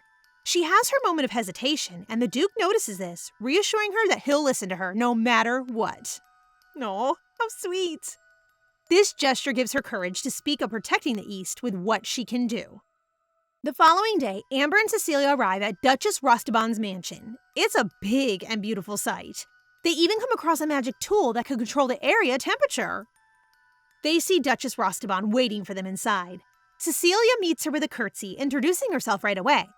The Duchess compliments her beauty and posture. However, her being Cecilia's chaperone will depend on what Amber can offer her.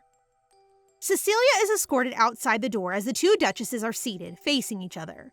Duchess Rastaban then begins by asking what Amber knows.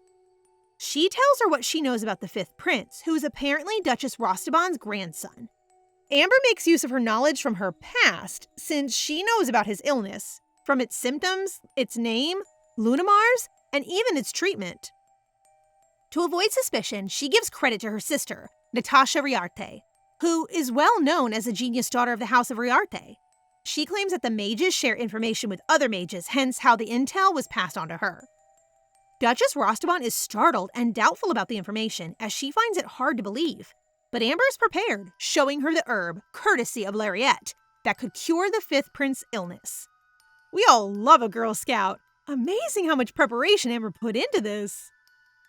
The Duchess is having a hard time responding to all of this when suddenly, someone else appears out of nowhere. The beautiful man from the garden yesterday has been eavesdropping on their conversation. The Duchess is not surprised by his appearance, rendering him someone from this place. This man asks Amber if he can trust that she can treat him. Wait, what? He was the fifth prince all along? I mean, he truly looks the part.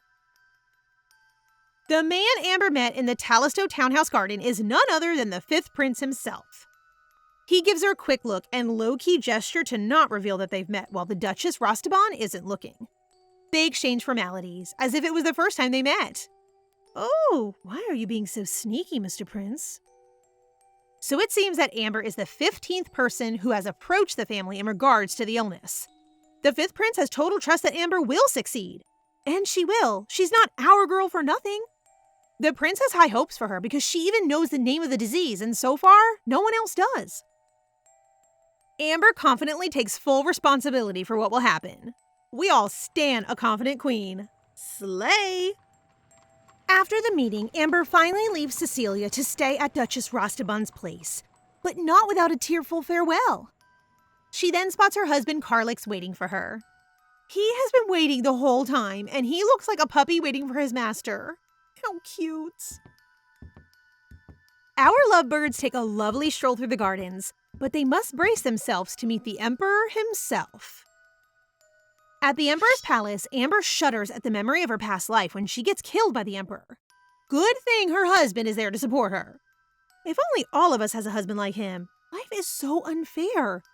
Hey, maybe we can have the fifth prince. What do you guys think?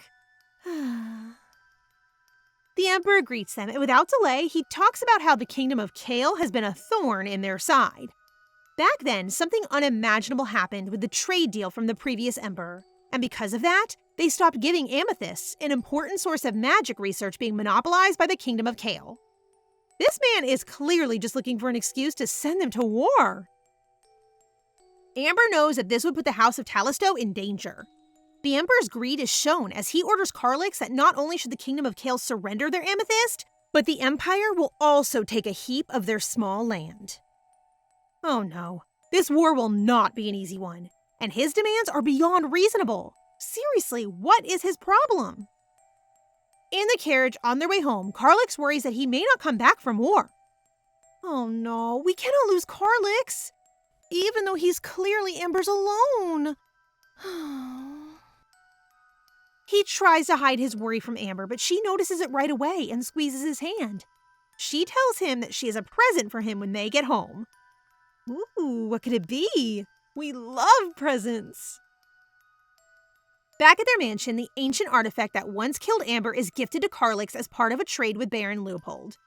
This offering was mentioned earlier during their carriage ride, and Carlix expresses gratitude.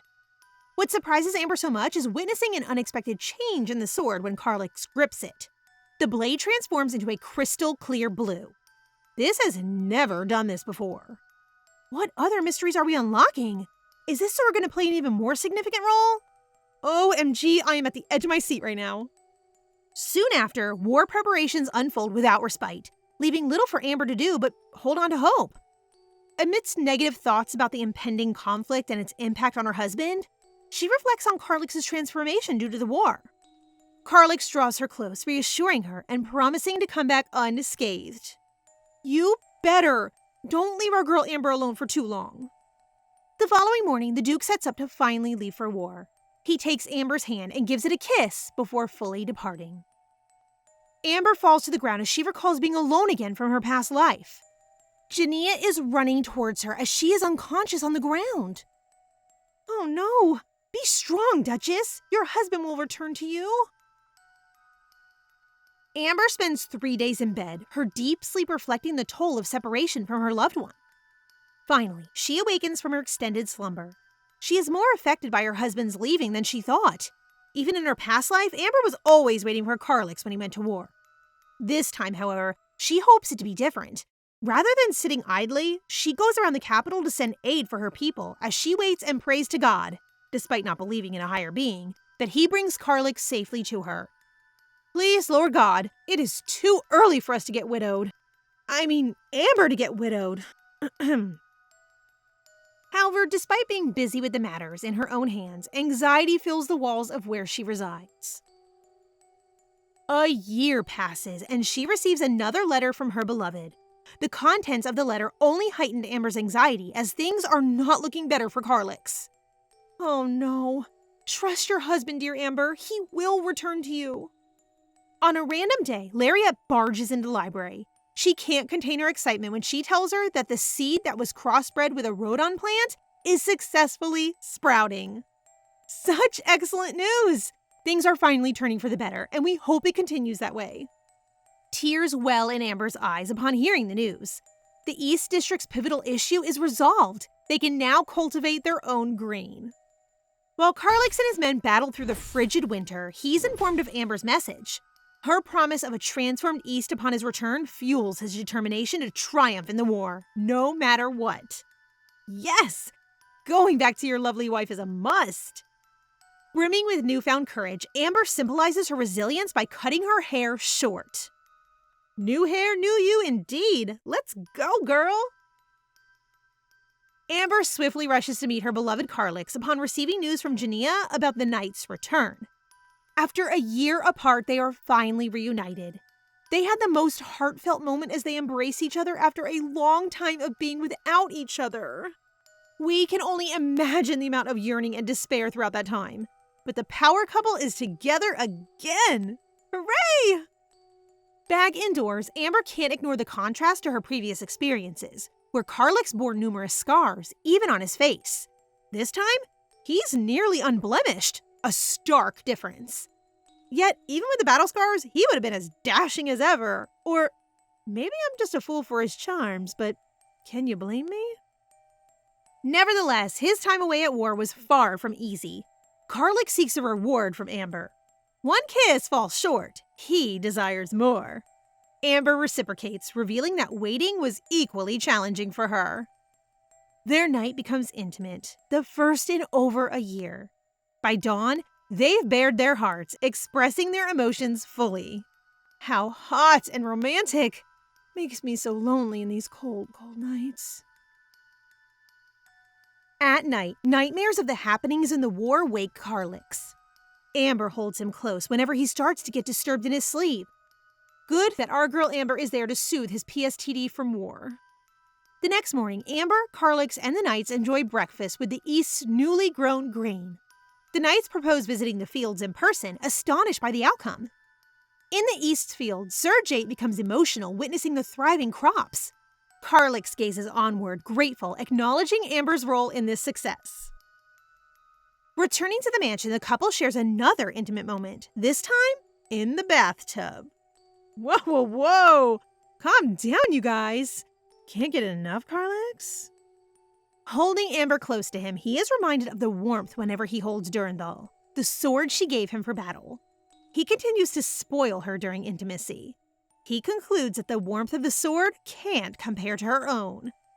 Yes, we understand. You're in love, just admit it already. Amber and Carlix share a stress-free moment with each other at the study. He just wants to be with her wherever she goes. He is so clingy. It ends up with a passionate kiss that is cut short after Heinley tells them that there is a guest outside waiting for them.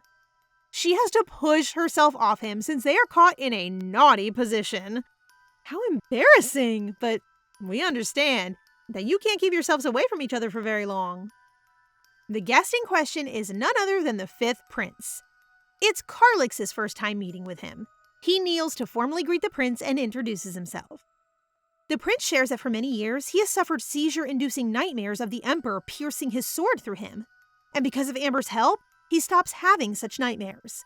He then expresses his desire to seize the throne for himself. He asks for the Talisto support, in which they both immediately agree to. Meanwhile, in Lariat's laboratory, she makes a huge discovery from the soil analysis from the poison in the rhodon plant. She hurries out to notify Amber right away. I really hope it's not what I think it is. Things are already looking so good up to this point. The Knights inform Amber that the number of monsters is decreasing, and not only that, they also have grown to be more passive than before. Amber does not recall this happening in the past. 75 chapters, and yet we still have monsters to see for ourselves. While conversing with the knight, Amber's face lights up as Duke Carlix approaches her, their playful banter filling the air. After a flirtatious exchange, they head back into the mansion. Amber reflects on the changes not only in circumstances, but also in her relationship with Carlix. Later, Lariat urgently calls for Amber and rushes into the room. She greets the Duke and Amber, then explains that the components of the rodent's plant's poison don't seem to have formed naturally. This suggests that the poison was artificially created. Who would do that? Amber takes a sample to send to the capital and tells Lariette to keep the matters between them for now. That night, Carlix and Amber discuss the man-made poison and who could have done such a sickening feat. It's obvious to them who it is, as there is no other person who wants to bring the House of Talisto down. Honestly, it's plain to us as well. The despicable man is probably behind this. A few days later, they receive news that the Emperor is ignoring the reports of the war from last time. Amber says that it might be for the better. An invitation to attend Duchess Rostapun's ball looks like more of an opportunity for Amber to introduce themselves to the nobles. She's determined that it must all go well. The next day, at the Rostapun townhouse, the two lovebirds are greeted by Duchess Rostapun herself. It is not yet the time for the ball, but rather they are invited to meet with the fifth prince the day before. The ball is to express their gratitude towards the Talisto house. The prince does not plan on letting anyone else know about his good health yet, so he doesn't want to show up at the ball tomorrow. He comments that he has been waiting to meet Amber for days. Hearing this makes Carlix flinch. Someone is clearly easily jealous. The prince glances at his reaction amusingly. Stop making fun of him, my prince. Don't worry, Carlix. The prince is ours, so you can have Amber all to yourself. Amber retrieves a ledger containing trade records between Count Nosto and the Imperials, focusing on the day of Baron Leopold's murder. They managed to obtain records of Count Nosto's covert trades. Duchess Rostapun entrusts the investigation to a reliable individual. Tomorrow, their plan to gather the royalists aligns well with the investigation's progress. Cecilia, another central figure, plays a significant role in the unfolding events and the upcoming ball. Duchess Rostapun and the Fifth Prince keep this information confidential for now. On the night of the ball, Amber and Carlix get a lot of feedback from the people around them. But she has expected this, especially since the House of Talisto is with Duchess Rostapun. No one will look down on them now. You cannot underestimate House Talisto anymore. Next in line, the evening's highlight takes the stage. Introduced as Dame, the spotlight falls on none other than Cecilia Apile. With a ponytail and attire befitting a knight, her demeanor radiates confidence and happiness. Holding Amber's hand, she warmly greets her. She's a royal knight now! I'm so happy for her! Yes to girl power! For hundreds of years, there has not been a female knight up till now. Tonight marks the special occasion of Dame Cecilia's official appointment as a royal knight. Go girl! She totally deserves this. Moments later, the two girls sit in a private area where Cecilia tells Amber of how she became a royal knight. Marquess Gheorghe filed a complaint when she finds out that Cecilia has flipped the son of House DeVito when he tries to make a move on her. Apparently, he is also the knight of pro-imperialist Marquess Gheorghe, hence the complaint. This almost sparks a dispute between the imperialists and royalists. Luckily, Grand Duke William, a good friend of Duchess Rostapun and also head of the Royal Knight Squad, steps in and takes responsibility for Cecilia for as long as she passes the Royal Knights squad test, and that she does. Very well deserved. Cecilia also tells her that the Princess of Kale Kingdom, along with the delegation corps, has been requesting to see the Emperor but is denied. How does the presence of the princess affect everything? The next day, Amber and Cecilia head out to take care of things. The latter reassures Carlix of Amber's safety as long as she's there. The carriage is led by Cecilia, where they go and meet Natasha in a rather secluded place. She has just finished drawing a magic circle when Amber and Cecilia arrive, claiming that she was going to die out of boredom for keeping her waiting.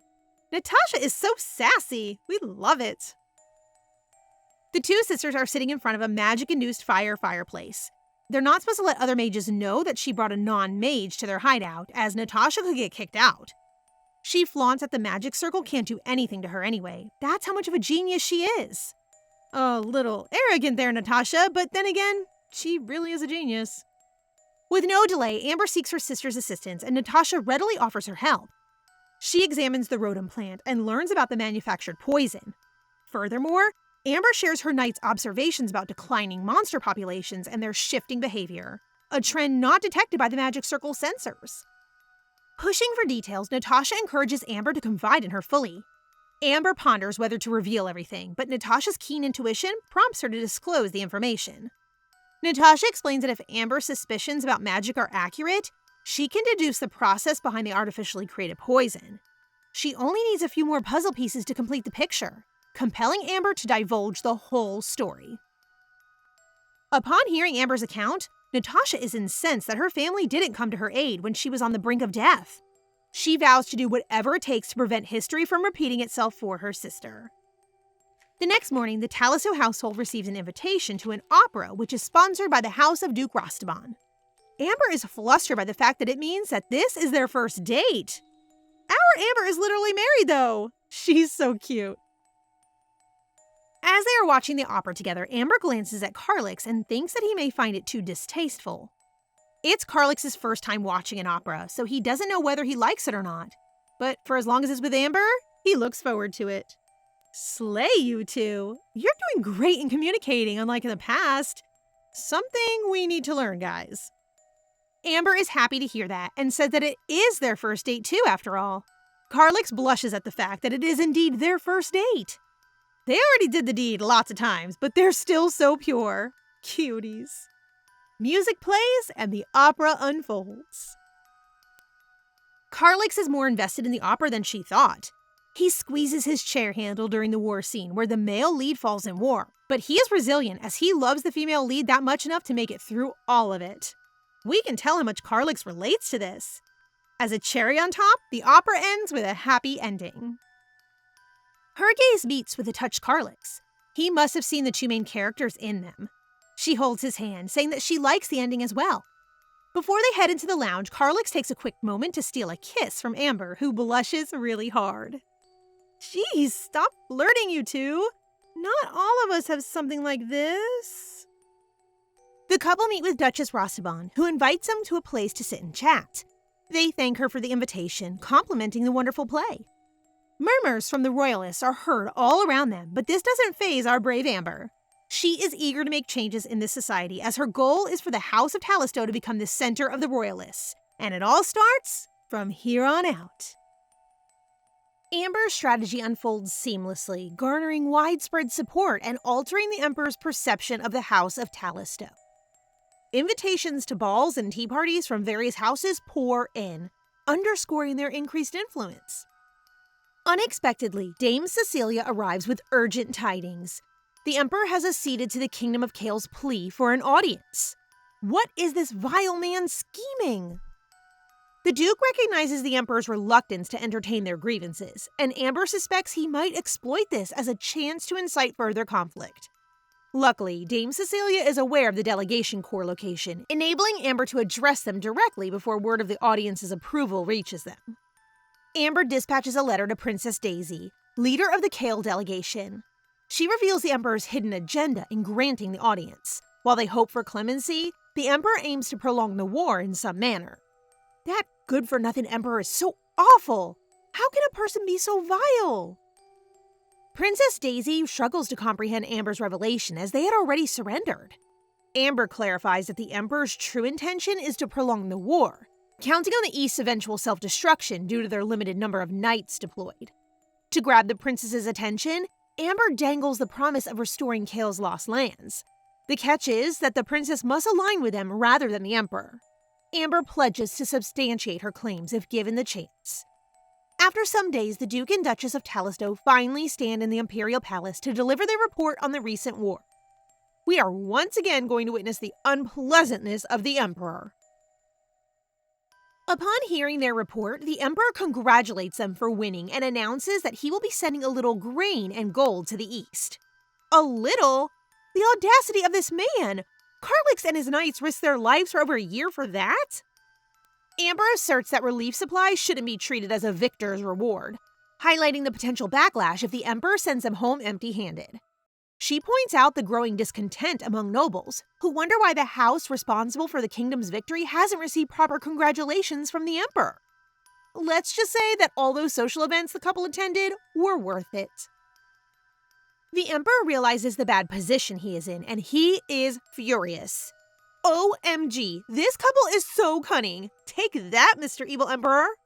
And so, with obvious reluctance, the Emperor announces that he will throw a ball and reward the Duke accordingly. Unbeknownst to them, Princess Daisy was in disguise and present during the audience in the throne room. Witnessing the emperor's greed and cowardice firsthand, she now resolved to avoid seeking mercy from him and instead side with the duke and duchess. In the east, Count Nosto faces arrest for embezzlement. In a frantic attempt, he emphasizes his powerful connections, but Grand Duke William and Dame Cecilia are undeterred, eager to uncover the identity of this mysterious connection the Count keeps mentioning. Oh, the wheel is indeed turning. At the victory banquet, Duchess Rostaban praises Amber for organizing such a public event. Amid their conversation, the Duchess receives news of Count Nosto's arrest. She advises Amber to consult Dame Apile for more information. Amber and Cecilia discuss the implications of Count Nosto's arrest, anticipating his impending imprisonment once the public learns of his crimes. Cecilia suspects the Count has an accomplice and assures Amber they will investigate further. The Emperor, Empress, and Fifth Prince later join the event. Despite his evident displeasure, the Emperor expresses the kingdom's gratitude for Duke Talisto's efforts and bestows upon him a new title, Marquess Reitervan. Very well deserved. When someone calls for her attention, Amber turns, only to be greeted by the radiant sight of the Fifth Prince smiling at her, intending to speak to her. He's as angelic as ever.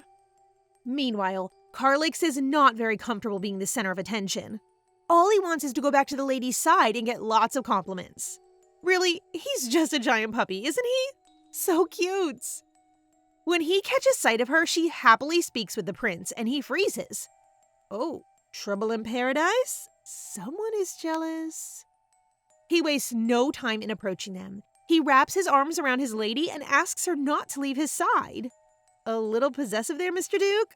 We love possessive men, don't we, guys? Good thing the Fifth Prince is as friendly and gracious as ever. He invites Carlix to get some fresh air with them. When they are outside, Amber comments about how chilly it is. As a dutiful husband, Carlix begins taking off his coat for her. But Prince Adrian beats him to it, clearly intending to annoy the jealous husband. Adrian, you goof! Leave Carlix alone before he explodes out of jealousy. To the couple's surprise, the prince warns them about trusting his mother. For even though the Empress is acting as the leader of the royalists as Duchess Rostaban's daughter, she is actually on his father's side, for she truly loves him. What? But the man is vileness incarnate! Is she blind? After apologizing and unloading all those things to them, the prince needs to go back inside since he still needs to pretend to be sickly.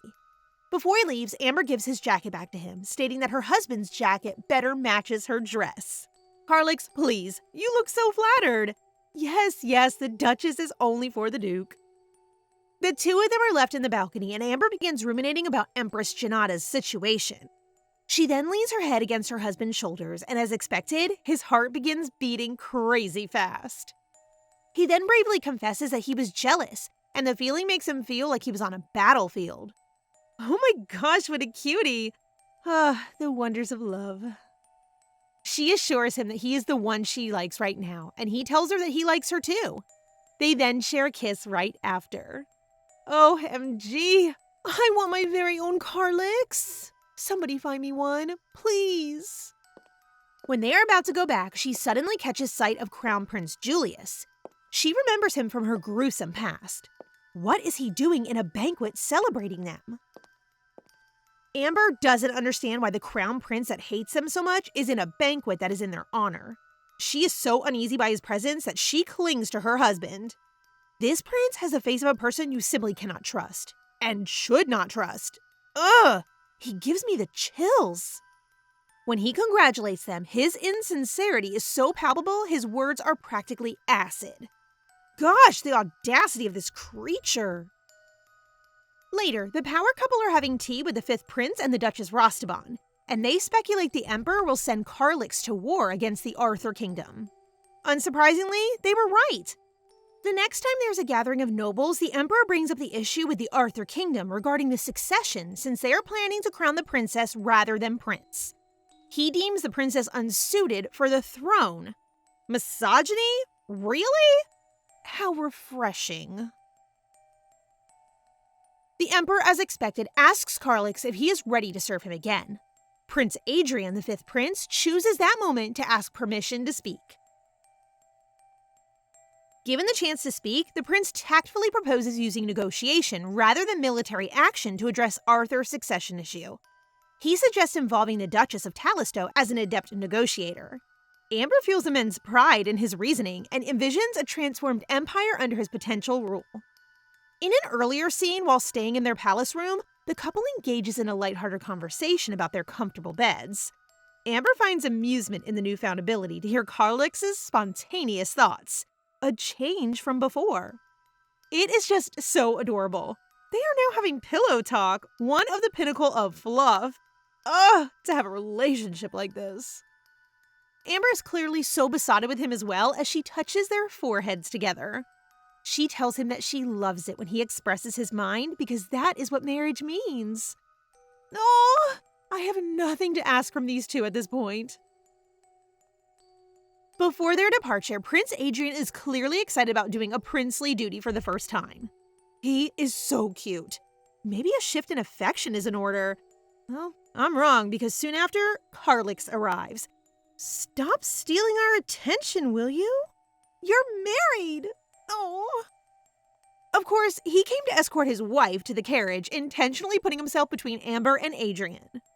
Careful, Duke Talisto, your jealousy is showing again. Navigating the challenging journey across the northern border, the group is fortunate to be guided by skilled knights, including Cecilia. They opt to rest at an inn before reaching Arthur's capital. However, the mood shifts as the locals recognize their origins. Why are the people suddenly acting strange? The next day, one of their horses goes missing due to a cut rope, leaving the prince concerned due to their long companionship. While investigating, Prince Adrian encounters 3 lingering children. He queries the trembling girl, Olivia, about her name and his missing horse. Finding a white horsehair in her brown locks, he realizes their involvement. As adults intercede, Olivia tearfully discloses that the Emperor's people will cause trouble for Princess Ivana. Amid the commotion, a mysterious figure on a white horse emerges, revealing herself as the crown princess, Ivana of Arthur, who found the lost horse, Vin.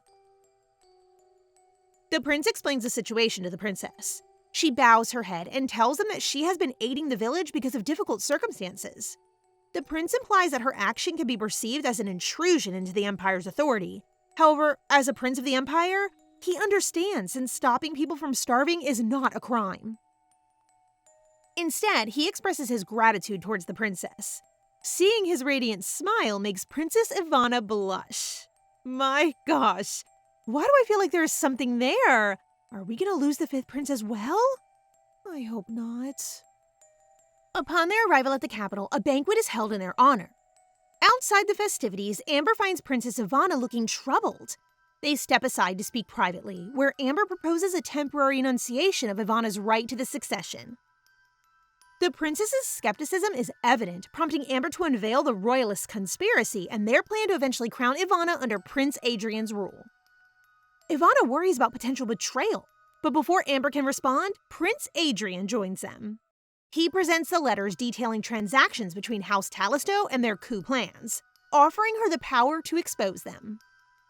Overwhelmed, Ivana asks for time to consider her decision. As days pass and their departure nears, Ivana seeks them out to return the incriminating letters. At first, the prince assumes that the princess will refuse their proposal. However, Ivana simply doesn't want the letters in her possession. She will agree to give up the throne for now. However, in exchange, she wants the prince to sign a paper that indicates that he will forfeit his life if he fails to deliver his promise. Brave and gallant Prince Adrian accepts her condition with no hesitation. Don't worry, Adrian. We believe in you. You will push through. Sometime later, they arrive back in the capital, and not long after, they receive horrible news. Monsters are invading their lands again, and worst of all, the Volantas are wilting. Oh no, what happened? Is everything back to square one again? They rush back to the east, and Amber is met with the most devastating state their land has ever been. Lariat later on informs her of the new and much potent poison that's spreading all over the east. It's killing all the crops again, including the normally resistant rodent plant. Who could have done this? I hope they find that evil culprit and make him pay. While they are pondering their circumstances, a bright light has manifested in the room. Natasha has arrived. Natasha approaches her sister with the outcome of her investigation, delivering grim tidings. The unsettling truth emerges. The destructive poison afflicting the Eastern lands was the creation of a magician. A pang of agony lingers with Natasha as she reveals that the poison's originator was none other than her own master, Bardo. As the tale unfolds, Natasha explains that the calamity was an unintended outcome of Bardo's actions. However, the poison's malevolent influence was recognized by an interested party who exchanged a considerable sum of amethyst for it. Apprehensive about the potential consequences of this transaction, Bardo defied his own principles and delved into the buyer's identity. To his astonishment, it was a mere deceit, the former crown prince now reigning as the emperor. I knew it! That man has evil mastermind written all over him. Amber is surprised when her sister assures her that she'll be the one to deal with the magic tower. Amber becomes worried that her sister will break the rules of the tower and that she will ruin the refuge that she found for herself. But Natasha reminds her that they are sisters and that what she cares about is her, especially since she was the one abandoned in the past. At that heart-wrenching moment, Natasha, who has always had trouble expressing her emotions, wipes Amber's tears from her cheeks and apologizes to her one and only sister. Aw, there is so much family love here. Stand together, Riarte sisters. The Duke has just returned from controlling the monster attacks. Amber is visibly relieved to see that her husband is not hurt. Carlix then asks about her sister's visit, and she replies that Natasha promised to prepare an antidote for the new poison. Later on, the couple are discussing the fact that the Emperor may be responsible for the new poison this time around. He did not once step out of the capital, so there may be someone he is using. There is someone that comes to mind that hates them enough to do such a thing. Who is it, girl? Tell us! Is it the same person that's in our mind as well? We need answers! She tasks Sir Bertrand to investigate the matter since he is excellent at gathering intel.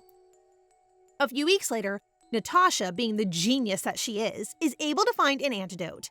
However, there is a catch. They have to visit each place and use the antidote with magic. This means that Natasha will have to stay in the East for some time.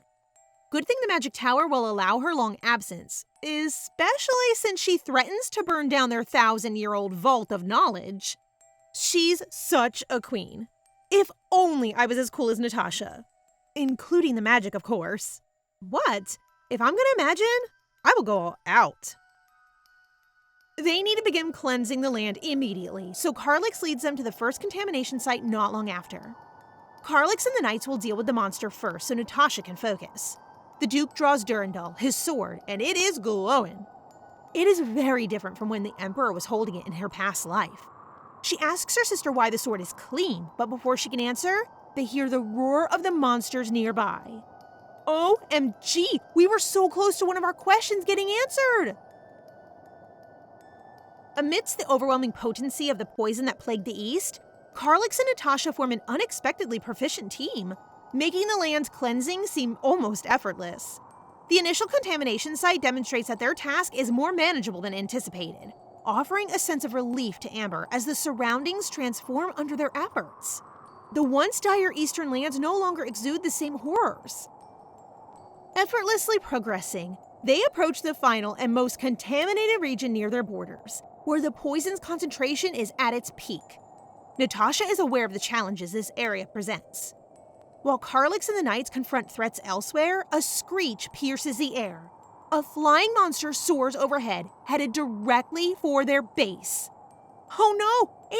Amber! As they hurriedly pursue the flying monster, Amber experiences a disturbance that prompts her to investigate. To her astonishment, she encounters a massive bird poised to attack her. Witnessing the impending danger, Natasha swiftly calls upon her magic to safeguard her sister. However, just as Amber's fearful cry pierces the air, a brilliant burst of light envelops her. When the radiance subsides, the monster has been utterly obliterated. My gosh, this story just gets more and more exciting. Carlix rushes to Amber's side to ensure her safety, while Natasha remains in the vicinity, observing with a speculative gaze. Later, Natasha joins Amber in her tent, confirming Amber's suspicion that the extraordinary magic that saved her wasn't Natasha's doing. Natasha elaborates, describing the magic as incredibly advanced, beyond her own experience. She then raises a significant question. Has Amber ever contemplated the possibility that her journey through time might be a result of magic? Her sister tells her that someone with godlike powers is protecting her and was probably the one who sent her back in time. This means that her traveling to the past is not a stroke of luck, but a deliberate effort. Who could that person be? And why would he or she go through lengths to help her? Later on, Sir Bertrand's investigation about the person who spread the new poison in the East has been fruitful. He is able to point them to where this person is staying now. Natasha gives an antidote to give to the person who in no doubt is now suffering from the effects of handling the poison. However, she warns them that once the person's skin is turned black, it's already too late. They arrive at the location of the culprit, and it is none other than Belladonna. She is now not as fabulous as before, but her entire being is filled with the same hatred as before. As expected, she volunteered to do the Emperor's task of spreading the poison for revenge. However, when Amber and Carlix are informed of the failure of her evil plan, she despairs and refuses to believe them. She can't believe that her efforts have been for nothing. The couple then realizes that some of their skin has turned black, which means that the antidote is useless now. Belladonna suffered for nothing and will ultimately meet her end, all because she couldn't just atone for her crimes. An invitation celebrating the fifth prince has been sent by Duchess Rostaban to House Talisto. Amber is worried that she was not able to check on the prince when they arrived from Arthur since they had to rush to go back to the east. It turns out that the prince is doing well for himself. He's able to give the report from Arthur to his father and even gains sympathy from the nobles when his father attempted to dismiss him without recognition. Good thing he has had a great role model when it comes to navigating politics. When the Duke and Duchess of Talisto arrives, the prince enthusiastically greets them. The Grand Duke William also introduced himself to the couple. He even tells Amber how Dame Cecilia talks about her all the time. The Duchess is flattered when the Grand Duke tells her that she is the reason why Cecilia became a knight, and for that, he is grateful to her. Meanwhile, the Emperor is seething that Amber and Carlix still managed to return to the capital despite the East becoming contaminated with poison. Clearly, he is still not aware that they already managed to defeat his evil trick. He diverts his anger to Bardo, thinking that he sold him an ineffective poison. He instantly sent a warning to the magic tower. Bardo is beyond terrified when he sees the knife with the royal family crest stuck to his desk with a letter wrapped around it. He becomes even more panicked when Natasha suddenly comes, wanting to ask him a question. She instantly notices that he is trying to hide something from her. She easily takes the knife from him, and she demands a good explanation for exchanging letters with the Emperor. The king summons the crown prince. Even in the dark room, the prince's gaunt face is clear, and the king expresses his disappointment. The prince was missing from the banquet, appearing as he does now. The two discuss current affairs, mainly concerning the fifth prince, Adrian.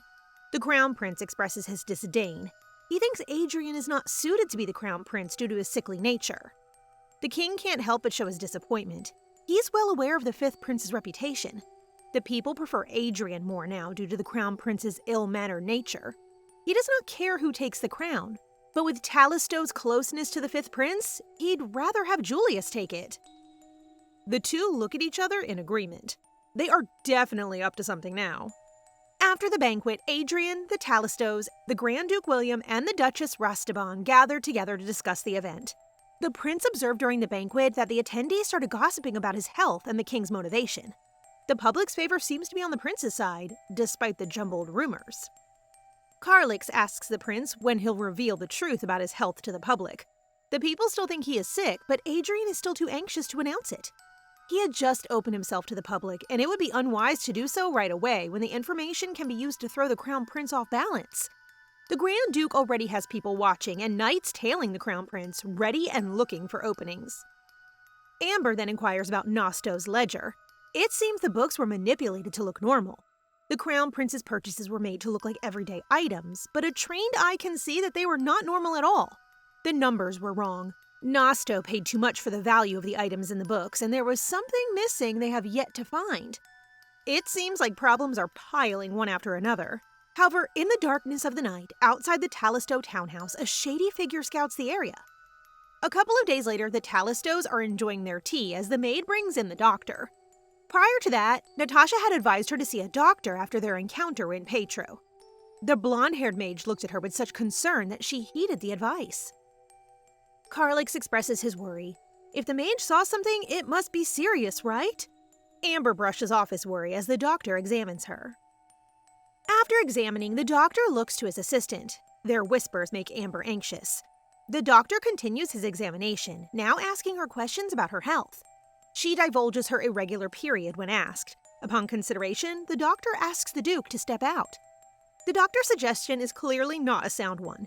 It only makes Carlix furious. Whatever it is, he wants to be beside her. He kneels as he declares his willingness to be there for Amber, dramatically exclaims that he will not let her die. Her husband's eagerness warms her heart and eases her anxiousness. The couple share a tender moment before the doctor interrupts. He discloses the actual diagnosis of the Duchess. She is not ill at all, but pregnant. Offering his congratulations, the doctor acknowledges the couple. Amber is left speechless. The revelation seems too unbelievable for it to sink in. OMG! Congratulations to this lovely couple! The revelation of her pregnancy is a shock, leaving her feeling dizzy as, in her past life, she had conceived much later. Carlix has not uttered a word yet, so she glances at him. In return, he looks back at her with an abundance of love and happiness, expressing his excitement and joy that she's indeed carrying their child. Aw, such a happy father! Observing his reaction, she relaxes and mirrors his emotions. The doctor announces his departure and leaves his female assistant in the mansion for them to call if anything urgent happens. Now that the doctors have departed, Carlix begins to fuss over his wife, urging her to rest. He calls on the maid to inform the chef to prepare a healthy meal. However, Amber interrupts him, advising him to keep the pregnancy a secret for the time being. She then reflects on her past life, contemplating the differences in her current circumstances. What changed in her past life for her to conceive this early? Could it be a sign of something? Nonetheless, it makes her feel uneasy. Seeing this, Carlix agrees to keep the pregnancy secret. That night, Amber starts to fuss, but he is insistent on taking care of her. She expresses her gratitude for him being such a good husband, but his happiness makes her feel bad for being nervous. But the early pregnancy is clearly a sign that their future has changed, which makes her ease up a little bit. After all, she wants her child to be born and blessed by them as parents and everyone in the East. The following day, Carlix is summoned to the royal palace for an urgent matter. He suggests getting someone to guard her, like Cecilia. Amber reminds him that the pregnancy is a secret and assures him that the Knights on Reserve will do it. She convinces her overprotective husband with a kiss on the cheek and a request to return home as soon as possible. Meanwhile, in the palace, a portal opens and out comes an elderly mage. The king hurls a dagger at him, hitting the wall just a few inches from his head. The king is furious for receiving a defective poison. He wants to uproot the people entirely as soon as possible, but instead of poisoning their land, he now looks at the mage menacingly. Trembling, Bardo faces the ominous threat to his life from the enraged king. Outside the palace, an apparition that appears to be Natasha floats near the windows. She seems to be scouting the palace for the crown prince. When she hears two figures whispering about Duke Talisto's presence in the palace, she decides to look for him. Natasha startles the Duke, who is buried in a pile full of documents. Carlix asks her how she knew about his wife's pregnancy, but she just deflects him by congratulating him after noticing his aura. Oh, how cute! He clearly wants to get home as soon as possible. Suddenly, she realizes something. She knows there's something fishy about how Carlix was suddenly summoned to work the piles of documents on the table. She then urges the Duke to hurry back to the townhouse right away. Meanwhile, in the darkness of their bedroom, as Amber sleeps in bliss, an unknown figure lurks by the window with a knife in hand. Amber wakes as a figure clad in black approaches her. A hand holds her mouth and another is holding a knife. A glimpse of her past, the king's smirk as he slashed her and her child, flashed before her eyes. The person now has her pinned to her bed. She can do nothing but lay and scream. Suddenly, a portal opens, hurtling Carlix to the attacker and successfully deflecting the attack. The knife falls to the floor and he hurries to his wife's side. The attacker runs to the window to escape, but the figure fails when he's caught up with a magic lasso. The attacker is now on the floor, subdued. Carlix peels the attacker's mask off, revealing a woman with blonde hair and blue eyes. The guards arrive, and he hands her over to them. Amber is clearly shaken. She's deeply troubled for her baby's well-being. Seeing his wife in a depressing state, he expresses regret for leaving her alone. She conveys her worries to her husband and her capability to protect their child. He embraces her while promising to be with her and their child. He will be with her all the way. Sometime later, Cecilia expresses regret for her absence as she was unable to protect Amber when she got attacked. Grand Duke William cuts her off by reminding her about her used-up leave days. Carlix greets the Duke, and they start discussing the assassin. The attacker, upon questioning, has confessed to being hired by the Crown Prince. Karlik suggests punishing the assassin, but the Grand Duke reveals that she has already taken her own life using poison. Clearly, the attack is a provocation by the Crown Prince. It's about time they hit back with a weapon of their own. Also, the past month's investigation into the Crown Prince's palace has revealed his misuse of drugs. No wonder he's a nasty piece of work. Based on the information they have from the investigation, the prince stays in his room for days at a time. Maids often see him disheveled and gaunt after going on a fit, screaming and breaking things in his room. It has been happening for a while, and people on the inside were able to confirm his drug use. The group, unaware of this damaging quality of the Crown Prince, including his brother Adrian, is quite surprised. Now that they have the information, they need evidence to find out how the prince acquires his drugs. But due to his closed ranks, it would be difficult. Amber remembers the deal with Nosto in his ledgers. It must be the means for the prince to get the drugs. The items purchased must have the drugs hidden in them. His drug use did not stop when Nosto was in prison, so she wonders where he's been getting his drugs from then on. An addict finds ways, and he might have gotten a new dealer before Nosto was disposed of. Cecilia further reveals that the prince has been going out, and there have been attempts to tail him but have failed. Amber figures that there should be a merchant group that the royal prince is dealing with for his drugs. The Grand Duke reveals that it's the Eden Royal Merchant Group, so they just need to find where they store the drugs. A few days later, at a racetrack, Karlik disguises himself as a commoner. Albert, is dressed in men's clothes, and he just can't get used to it. The two are disguised as buddies. Albert looks kinda dashing, don't you guys think so? It was revealed after further investigation that the merchant group had two locations, a coffee house and the racetrack, so they split in two to investigate further. A couple of weeks later at the coffee house, Cecilia, now Cecil in disguise, has made some connections, but none have given her any useful information. Cecil joins the table of gamblers as one of them notices a comrade, who apparently has not been there for a while for some reason. The man in question ambiguously describes the place where people and animals can be seen together. At the racetrack, Carl and Albert are still there, observing. Carl expresses his frustration. It's been a month, and they have not seen the prince at all. But like a good husband, he never fails to check on Amber. He knows she has done a lot for their cause, but he's also very worried about her health. Suddenly, she proposes a new plan of action, and that plan is to look for hiding places instead of waiting for the prince to appear and checking the Eden Royal merchandise. Seems like Amber's quite the stubborn type. The disguised Talistos stroll along the line stables. They stop at the only stable without horse hoof prints on the ground leading to it. Amber looks at the items in the ledger in her hand. Karlik notices horse vitamins. The items are not out of place on the racetrack, but it convinces her that they are in front of the place they are looking for. Karlik proposes to attack right away. Amber, however, has a better plan in mind. A few days later on the racetrack, three men approach the unmarked stable. One of them is the Crown Prince Julius. Amber invited a couple of women for a tea party at the racetrack, including the Duchess Rostavan. The women commend her for the brilliant idea, ecstatic to witness magnificent horses racing on the track. Then, the talk of horses prompts Amber to invite them to go to a place where they can see the horses up close. In the stable, the interior is decorated sparsely but lavishly, as most of the guests in it are nobles, including the Crown Prince himself. He contemplates his association with Nosto because if not for that man, he would not have taken the drugs he's taking now. He seems thankful somehow? I don't know if it's the side effects affecting his brain, but he's really going crazy at this point. His attention drifts to the inebriated aristocrats around him. His father's snobbish face flashes. Furious at the recollection, he throws the glass and starts drinking straight from the bottle. Suddenly, the back door opens with a bang. The Grand Duke William and his knights proceed to storm the stable. One of them is a masked Karlik. Cecilia then announces the reason for the commotion and further instructs the crowd to get away from the criminals possessing and using illegal substances. Not long after, one of the onlookers recognizes the Crown Prince among the inebriated mob of nobles. Julius struggles to get up. His knees are weak and his vision is blurry. He scans the crowd and sees the red-haired woman, and right behind her is Adrian. What? Is he hallucinating or something? He lunges towards Amber, babbling. Karlik stops him just before he can touch her.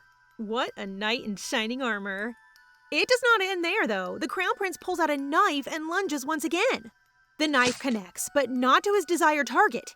He stabs the Grand Duke in the arm instead.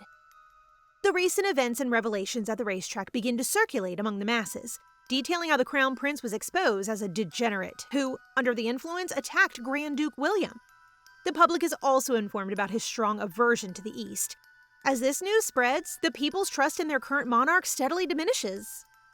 The Great Council of the Empire convenes for the first time in years, with the recently injured Grand Duke, Carlix, the king, and the nobles of the empire in attendance. The Grand Duke speaks first, expressing his frustration with the attack and seeking justice. The Crown Prince is already being punished through house arrest, a verdict that one of the nobles disagrees with. The prince is already a grown man and should be punished as such. The older man's insistence finally gets a reply from the king. He justifies the prince's punishment, saying that he will reflect and eventually atone for his crimes during confinement. What? He's already beyond help. Carlix gets up, cutting off the king as he provides evidence for one of the Crown Prince's crimes. He hands over a document containing the confession of the assassin who attacked his wife. After viewing the document, the nobles start questioning the king about the legitimacy of the claim. The evidence is now handed over, and with the council on their back, Carlix asks the king for a proper punishment.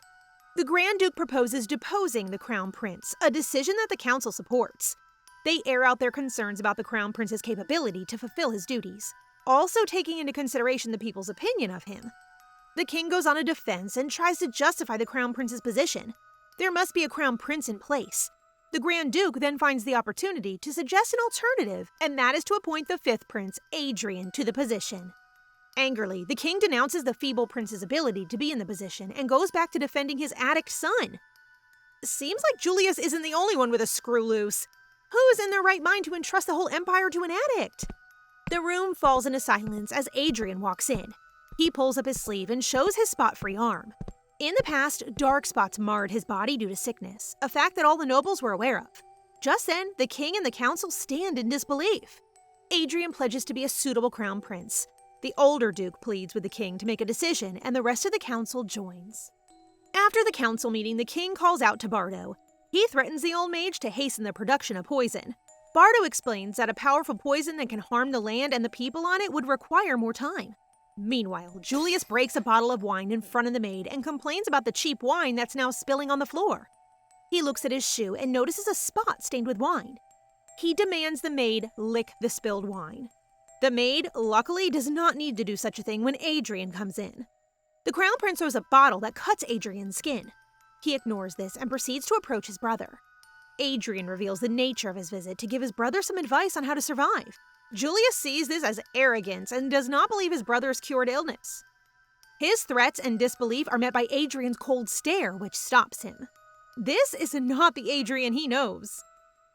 After hearing out his brother's outburst, he continues on giving his advice to lie low, and as he does, he wipes Julius's shoes with his own handkerchief. Finishing up, he tucks the used cloth in Julius's pocket and walks away. Adrian bids his brother farewell, as this might be the last time they'll see each other on equal footing. The king gives in to the pressure from the people and the council. He signs the decree to depose his own son. The Grand Duke orders the knights to escort the prince to the secondary palace as he is no longer the crown prince, despite Julius's protests. Adrian, Duchess Rastaban, and the Talastos gather, congratulating each other on their latest achievement. Amber reminds the prince of his promise to make the East independent, but the king's presence still looms over them. Before the promise can be fulfilled, they will have to handle him first. Adrian informs them of the condition the king set to make him crown prince, to part ways with the Talastos. They understand. After all, they have plans on their own to assist the prince. The Talastos then face the Duchess Rastaban, who hasn't said anything the whole time. That morning, Duchess Rastaban meets her daughter, the queen, to warn her about what's coming. Adrian's succession to the throne will have some consequences. The king will do what it takes to protect his position, even if it means death. Still, the outcome will have to be decided by the Talastos. Meanwhile, Bardo waits in his room, a potion in hand, and a crystal on his desk warns him of magic. A portal opens. Natasha and Amber appear. He then hands over the potion to the blonde mage. It turns out he's actually not in league with the king. He instructs the mage on how to use the potion as Amber asks about the king's awareness. He's still pestering the mage to make the deadly poison, but Bardo has been doing all he can to stall, but it scares him that the king might end his life any time.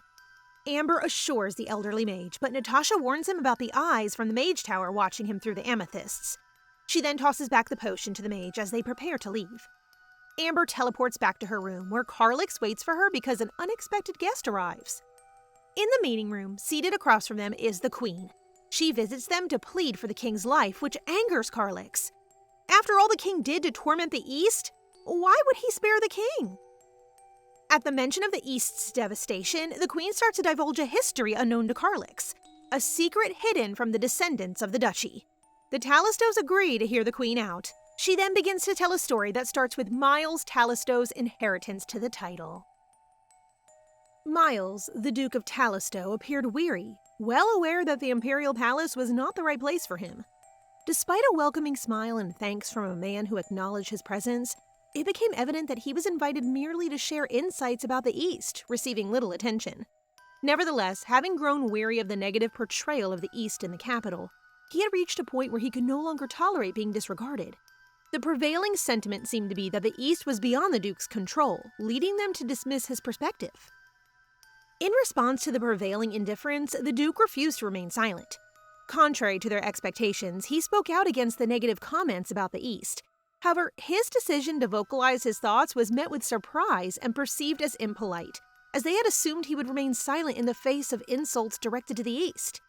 The Duke walked away, leaving them stunned as they hadn't anticipated him reciprocating the insults they had hurled at him, calling them rotten in the air and suggesting they slept with livestock. Meanwhile, he sought solace on a balcony, reflecting on their derogatory words. Contemplating how the East was often viewed as foreigners due to its distinct culture, he grappled with the unfair stereotypes imposed upon his people within the empire. In his continued frustration and resentment, a lady with cascading river strands tumbling down her shoulders unexpectedly took a seat on the balcony rail above him. The Duke was taken by surprise, having assumed he was the sole occupant of that space. But how is it possible for a lady to get there? The Duke told her that it was not safe to sit on a railing, but she didn't bother to listen. It was his first time meeting her and was unsure how he should feel. Is it love at first sight? He then concluded that she hailed from the family of Paranzas, a family that had dedicated itself to the empire for a long time, but mysteriously vanished, leaving her as the sole remaining member. As she leaned closer, she disclosed a secret to him, a marriage proposal that involved an enchanting setting with numerous roses and magical tools illuminating the sky. As he absorbed her words, he couldn't help but marvel at the prospect that someone extraordinary was proposing to her. Overjoyed at the thought that she had received a proposal, the Duke's emotions swirled with curiosity and anticipation about the mysterious person who approached her with such a magical and romantic gesture. Who wouldn't with such a wonderful proposal? However, she expressed that under ordinary circumstances, a person would typically be happy about such a proposal. However, she conveyed a sense of unease or discontent, clarifying that her lack of happiness stemmed from the fact that she was marrying His Majesty. Duke Miles couldn't believe that his monarch had extended a proposal to her. Given the relatively low profile of the present House of Paranza, the proposal had been kept confidential, not made public. The woman, in turn, earnestly requested a favor, emphasizing the need for absolute secrecy. Her concern was rooted in the fear that the revelation could cause public attention and anxiety due to the Majesty's imposing aura. Despite feeling a sense of shame as societal norms dictated that discussing one's life in front of a recently acquainted man was considered unladylike, the Duke reassured her that he did not mind.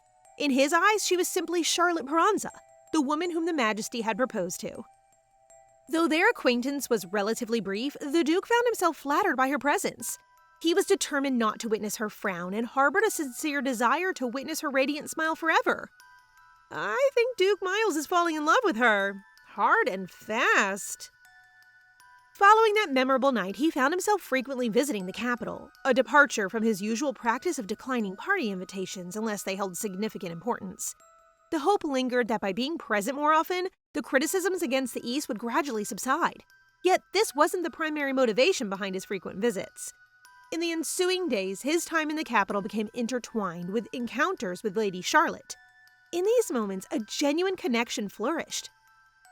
Their reunions were marked by heartfelt embraces, with Lady Charlotte expressing how much they missed each other. It was within these intimate moments that a profound connection deepened, culminating a shared kiss that spoke volumes about the unspoken emotions blossoming between them. He surely fell in with her, but what about the Emperor? Just then, she told him that she had decided to end her engagement to His Majesty to him. Their exchange was filled with understanding and affection as they shared a heartfelt embrace, mutually assuring each other of their commitment to wait patiently, no matter how long it would take. She's willing to do anything for the sake of love, but it's not as easy as it looks. Following her decision to marry Duke Miles of Talastos, Charlotte bravely approached His Majesty. Her unexpected presence surprised him, leading to a resounding slam of the table upon learning of her refusal of his proposal. In response, Charlotte asserted her right to decline any proposal, emphasizing her autonomy in matters of the heart. However, His Majesty's displeasure was evident. Gripping her chin, he declared that she had no right to refuse his proposal, stating that he had chosen her the moment he laid eyes on her, and her rejection would not alter his decision. As Charlotte left the palace, His Majesty grappled with disbelief. Considering how she had been unable to respond when he first proposed during their initial encounter. Since that day, he had assigned someone to monitor her every move, convinced that she belonged to him and only him. After her encounter with His Majesty, Charlotte grappled with breaking off the proposal, knowing she lacked the power to do so. That night, when she met Miles, he noticed her distress and reassured her of his commitment to wait. Without explicitly mentioning her meeting with the Emperor, Miles understood the situation and proposed a better idea, asking for her trust in handling the matter. Later, when Charlotte entered her room, she was shocked to find His Majesty standing before her. Accusing her of secretly meeting Duke Miles Talisto, he expressed frustration with the Duke's efforts for the East and continued insulting him. Charlotte defended their relationship, asserting that His Majesty misunderstood. Despite her protest, he stood in front of her, tightening his grip on her shoulder, claiming he knew about their secret rendezvous. Making disparaging remarks about Miles, he questioned Charlotte's choice. Unable to bear the insults to Miles, she decided to bear them herself. His Majesty smiled incredulously, warning that if she chose the Duke over him, neither he nor the East would be secure with her by Miles' side. Charlotte, now surprised and anxious about the implications for the Duke, faced an unsettling ultimatum. What a heartless man! Why can't he just respect her choice? As the only means to ensure the Duke's survival, His Majesty extended the ring once more, leaving Charlotte with no choice but to accept the proposal once again. Later, Charlotte met Miles in the middle of the night and informed him of her decision to marry the Emperor, ending their relationship. The Duke, shocked, grabbed her hand, questioning if the Emperor had threatened her. Charlotte denied it, expressing her frustration with the relationship. Charlotte bid farewell to Miles, urging them not to meet again. Despite the disbelief, Miles vowed to wait for her. After severing her connection with the Duke, Charlotte entered the carriage where the Emperor awaited. She confirmed her decision to discontinue her relationship with Miles, warning the Emperor to honor his promise not to harm the Duke. On his way home, the Duke realized that he was on the verge of executing his plan for East's independence. Suddenly, he was blocked by a group of mysterious men in black. Meanwhile, the Emperor believed all the people were associated with Talisto. However, he considered it advantageous, thinking the Empire had always promptly suppressed any signs of the East gaining wealth and influence. Unbeknownst to the Duke, the Emperor had planned all along to eliminate him. Charlotte still thought about Miles and believed that protecting him from the Emperor's grasp was the right decision. While she was standing outside, she was shocked when Miles came. However, he was hurt and weak. Miles still managed to tell her that he understood why she broke their relationship and that it was to keep him safe. Suddenly, he fainted. In the morning, he woke up with Charlotte beside him. She was glad that Miles woke up, then hugged him as if it was the last time because she thought that Miles couldn't make it after the bruises and wounds he got last night. Charlotte thought that she was naive for trusting the Emperor and told him to bring her to the East at once so they should get married. The Duke couldn't believe what she said. Meanwhile, the Emperor had received a letter from Charlotte expressing that she couldn't entrust her life to someone who had betrayed her trust. On their way to the East, Miles and Charlotte were stunned to encounter His Majesty in front of the gate. The Emperor questioned Charlotte's choice, asking if she would leave him and choose Miles over him. Charlotte, resolute, stood her ground, expressing that the Emperor hadn't kept his promises, leaving her no choice but to stand against him. This enraged His Majesty, who claimed he did everything for her and that without Miles, she would have come to him. In response, Charlotte asserted her independence, noting that she was fortunate to be the last living Peranza. She criticized the Emperor for not knowing how to win someone's heart without resorting to threats and lies. Turning to Miles, she declared that they should proceed to the East. The Emperor, furious, cursed the East and warned Charlotte that she would regret choosing Miles and the East. Back in the East, Charlotte and Duke Miles overcame adversity and got married, finding happiness despite what the Emperor did to them. However, the Emperor's curse came true and the soil of the East turned barren. Then, a grieving news spread all over the East. Charlotte and Miles died on the same day, overwhelmed by guilt. The young heir, fearing the looming misfortune, avoided his responsibility, leaving the East under the leadership of a corrupt man. Returning to the present, Janata included that this was the Emperor's long-held secret. Duke Carlix is satisfied with what Janata is saying, but he still doesn't know why the Emperor has so much hatred for Duke Miles. Janata is aware that the Duke and Adrian have seized victory, but still, she pleads to spare the Emperor's life. Then, Carlix considers giving the Emperor an opportunity. Amber asks about his thoughts. She is, after all, a part of the East, and she will agree with him if that is his choice. However, she has conditions. Janata must convince the Emperor to let go of his obsessions with the East. Only that will they spare his life by doing so. Come on, another chance? What for? Later that night, Carlix and Amber talk about how the Emperor struggles to manage his emotions as the ruler of the Empire. Carlix clarifies that he's not defending the Emperor, but he empathizes with the turmoil of losing someone he loves. If someone were to steal her from him, he admits he wouldn't know what he could do. Amber emphasizes that while he loves her the most, his love extends to the East and its people, including the child she is bearing. Their child. He believes in a broader responsibility beyond personal emotions. Amber agrees, asserting that the Emperor is a self-centered person who only thinks of himself until the very end. She acknowledges the stark difference between Carlix's commitment and the Emperor's self-centered approach. However, she doubts herself about the change of decision and fears she could end up saving the Emperor's life. He reassures her that he didn't consider the outcome, though he can't disclose the details to the woman. She contemplates that it might be a challenging task, but she sees herself in that woman. Even though she can't turn back time, she wants to provide the woman with an opportunity to confront the person she loves. He prays that Janita, the woman, will be successful in facing the person she truly loves. I feel so bad for her, but love is just as complicated as it can be. Meanwhile, the Emperor is holding a poison that requires his blood to drip onto the magic circle. This poison has the potential to turn the entire East into ashes and make it disappear. He didn't change at all. He clearly doesn't deserve a second chance. Bardo tells the Emperor that he should be careful in using the magic. However, he doesn't listen. Bardo can only pray that he achieves what he desires. What a cruel man. The people suffered a long time, and now he's doing it again. Suddenly, a knock on the door interrupts him. It's Janata. She's been avoiding him and running away because she was convinced that the outcome will be the same no matter what she said. But this time, it's different. The Emperor asks Janata to leave if she's going to bother him again, but she stays, hoping he will treat her kindly. When she married him, she was powerless, and it was only a marriage of convenience. Still, his icy stare always ends up hurting her.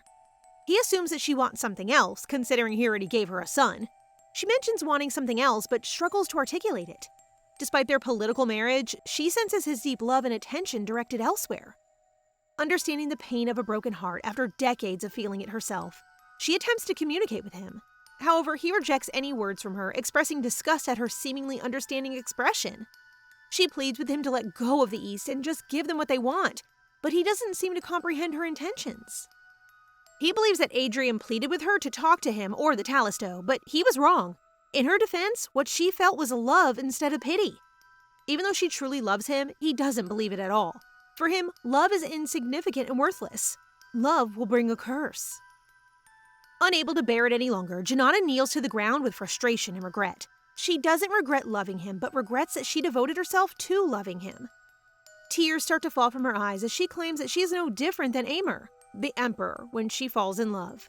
On the other hand, Adrian asks his grandmother if she was the one who inspired her mother to take action. However, it doesn't change anything. His father is not that kind of person. Well, he's not entirely wrong. However, as discussed, it will be simpler to take his life than to change the Emperor's mind.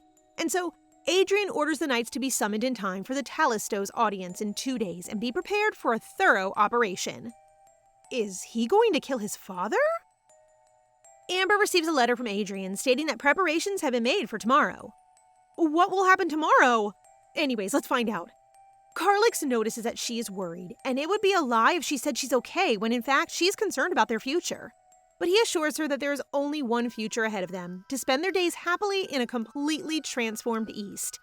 However, Amber can't forget the past. She can't imagine a peaceful East free of the Empire. Her thoughts linger on the experiences of the war. Despite her fear of the Emperor and its fate, this fear empowers her to confront it head-on this time. Carlix tells her that even if the Emperor's decision goes against their wishes, they can follow what was planned. Amber believes him, thinking that he's an amazing consequence of her new choice.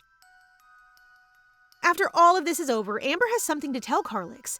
It might be a dull and long story, but he doesn't mind as long as it's her telling the story. Amber seals it with a kiss on the cheek. I'll never really get tired of rooting for this couple. They're perfectly match made in heaven. The next day, Carlix and Amber arrive at the Imperial Palace. On the other hand, Duke Carlix goes to the Emperor's room. The Emperor asks him why he requested an audience. Perhaps the Marquess's title he gave wasn't enough, and he was going to return it. Duke kneels down, begging for East independence. The Emperor can't believe what he's requesting. Therefore, the Duke adds that the Talastos estate should become an independent duchy. For a long time, the East's treatment has been hard to believe, considering the severe drought and devastation even when his people were starving. However, the Duchess remained loyal to the Empire. Despite the Empire turning a blind eye, the Talasto remained loyal. The Duke emphasizes that they can no longer be loyal to the royal family. He stands up, presenting a paper with the signatures of nobles and permissions from neighboring kingdoms supporting the Talasto Duchy. This means that the East will no longer be at the whim of the Empire! A while ago, before the Duke entered the Emperor's room, he was warned to be careful. Meanwhile, Natasha and Amber are looking into a big crystal, a two-way communication to monitor the situation in real time, which is Natasha's idea. What a brilliant idea, Natasha. Natasha suddenly wonders if the Duke could persuade the Emperor. Amber doesn't say anything, obviously doubting the Duke's ability to persuade the Emperor. Amber glances at the crystal, trying to figure out if the Emperor was convinced. On the other hand, the Emperor remembers Janita's pleading to release the East. The Emperor just laughs about it. Funny how he laughed about it. What a shame. The Emperor then gives permission, but a few warriors break ahead of him, their swords clenched against their jaws. If the Duke manages to escape alive, he can have the East. Does history repeat itself? A blackened smoke crackles all over the Duke as if there's black magic released by the Emperor while his men rush over to the Duke. Meanwhile, outside the Emperor's room, while looking at the crystal, a young man is confused. He doesn't know who those men are in the Emperor's room, and if the Imperial Palace's knights gathered with them. An old man, full of beard around his face, says that it was the North's Knight Squad. He can't believe that the Emperor let those thugs from the border into the Imperial Palace. Seriously, Emir Deceit, stop being ruthless! Meanwhile, the Duke continues to fight over the North's Knight Squad. Even when fighting, this man still has good looks. Upon seeing the hand of the Duke with a sword, the Emperor understands his intentions, to kill the Emperor. The Emperor picks up a sword and dashes toward the Duke, ready to put an end to the Duke's deceitful bloodline. Surprisingly, the Duke has a strength that the Emperor cannot believe. On the other hand, gentlemen are still waiting outside the Emperor's room. They discuss the magician who created the poison for the Emperor, but the Duchess has already gained the trust of the magician. In that case, if the barrier stays up, they cannot barge in and help the Duke against the Emperor. Amber cannot stand it anymore. She cries while looking at her husband fighting for his life against the Emperor. She asks Natasha to make them teleport to Carlix's current location, but Natasha responds that it's not functioning and believes that they have placed a unique barrier, one that bestows an aura only on particular individuals. Natasha wonders where she found the magical equipment, an ancient artifact that is an enchanted tool made of archaic magic. Bardo stands for himself. Hold on, isn't he the one who gave the poison to the Emperor? Someone with godlike abilities is the only one who can break through the barrier. Amber realizes that time travel could potentially be the work of a being possessing divine abilities prior to her time voyage. She then looks at her hand, wondering why she didn't think of that earlier. Swords are swinging as Deceit and Duke Carlix engage in combat. The Duke's sword falls to the floor, and just as he is about to reach for it, Deceit positions himself in front, prepared to strike at the Duke. However, Carlix, determined not to perish, makes a vow to protect Amber and their child. With resolute determination, he seizes the sword and swiftly defends himself against Deceit's impending attack. Carlix is truly the definition of a skilled swordsman. On the other hand, Natasha is extremely stressed out with everything that has been happening. She continuously contemplates various ways to assist when, all of a sudden, Amber appears, surprising everyone. Natasha is in shock and can't help but ask if Amber is using magic. Indeed, she is, but she's not the magician, it's their child. An unborn child can use magic? Suddenly, a flash of light illuminates the scene. A little girl stands with her back to Amber, gazing at the sunset. When she turns around and sees Amber, a radiant smile lights up her face. She rushes towards Amber, seeking a warm hug. In that moment, Amber's past flashes before her, filled with regret for not being strong enough to protect her child. Yet her daughter, aware of Amber's remorse, grants her a chance to correct her life and make better decisions. Overwhelmed with emotion, Amber cries and asks for forgiveness, expressing gratitude for the second chance. However, her daughter shakes her head, emphasizing that this opportunity exists because Amber never gave up on her and always remembered her. The daughter expresses gratitude for the efforts Amber made to bring her into the world and provide a better future. However, the daughter issues a warning. They must act immediately regarding the artifact Deceit is using. Durandal possesses its power, but it is currently unable to unleash its true potential. When Amber inquires about their next steps, her husband Carlix arrives. He recounts a sudden flash of light, finding himself there in an instant. As he lays eyes on the little girl, he wonders if she's their daughter, but acknowledges there's no time for that. The girl takes both of their hands, stating that they must work together for their future. There's no doubt that she's their child. Her kindness and bravery resembles that of her parents. The moment their child grasps their hands, a beam of light flashes, and as they open their eyes, they find themselves standing in front of Deceit. Shock registers on Deceit's face as he sees Amber, asking why and how she appears out of nowhere. Quickly, he orders his men to remove the couple, but before they can approach, Amber and Carlix draw the Durandal, pointing it at them. Suddenly, it shines exactly as the legends describe. The Durandal, known as the Sword of Faith and Truth, abhors falsehoods. Its true and transparent form manifests only in the hands of those who hold steadfast faith.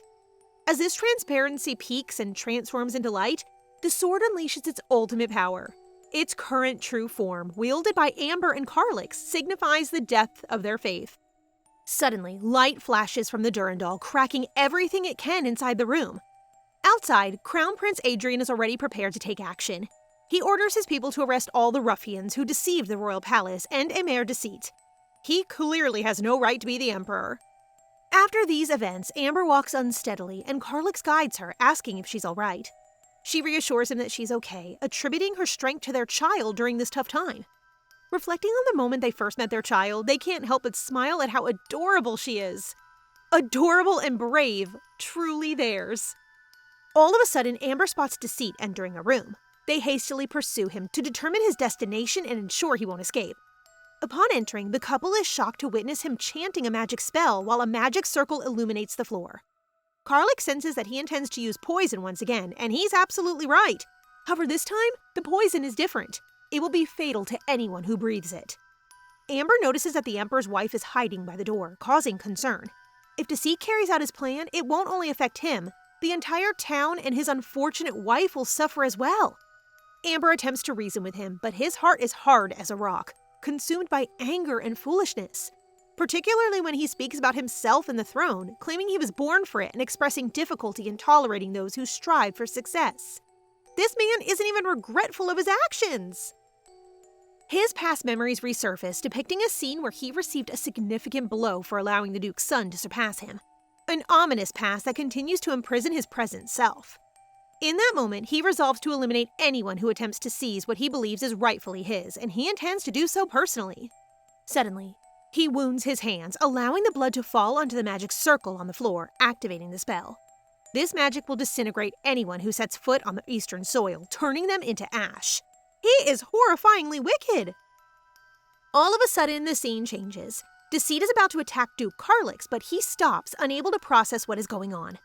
He coughs, and blood begins to pour from his mouth. Amber approaches him, advising that he should have let go of his fixation. Deceit falls victim to his own trap, suffering from the poison he deployed in the East. With his demise, the people of the East will no longer face harm. He alone bears the consequences of his actions. Karma really works on him. All of a sudden, the Empress dashes and kneels in front of Amber, begging for forgiveness, asking to spare Deceit's life. She promises to put everything in line and stand with the East if they'll spare his life. Amber's heart softens. In her mind, she's asking her child if she knew how to neutralize the poison. Amber, you're going too soft on him.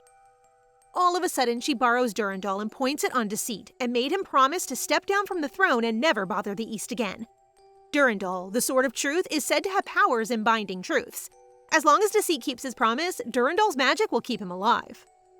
The Empress just asks him to give up and he'll be alive, but Deceit just smirks and spits on the sword, thinking that it's all nonsense and he'll rather die. He stands by his decision that he isn't wrong.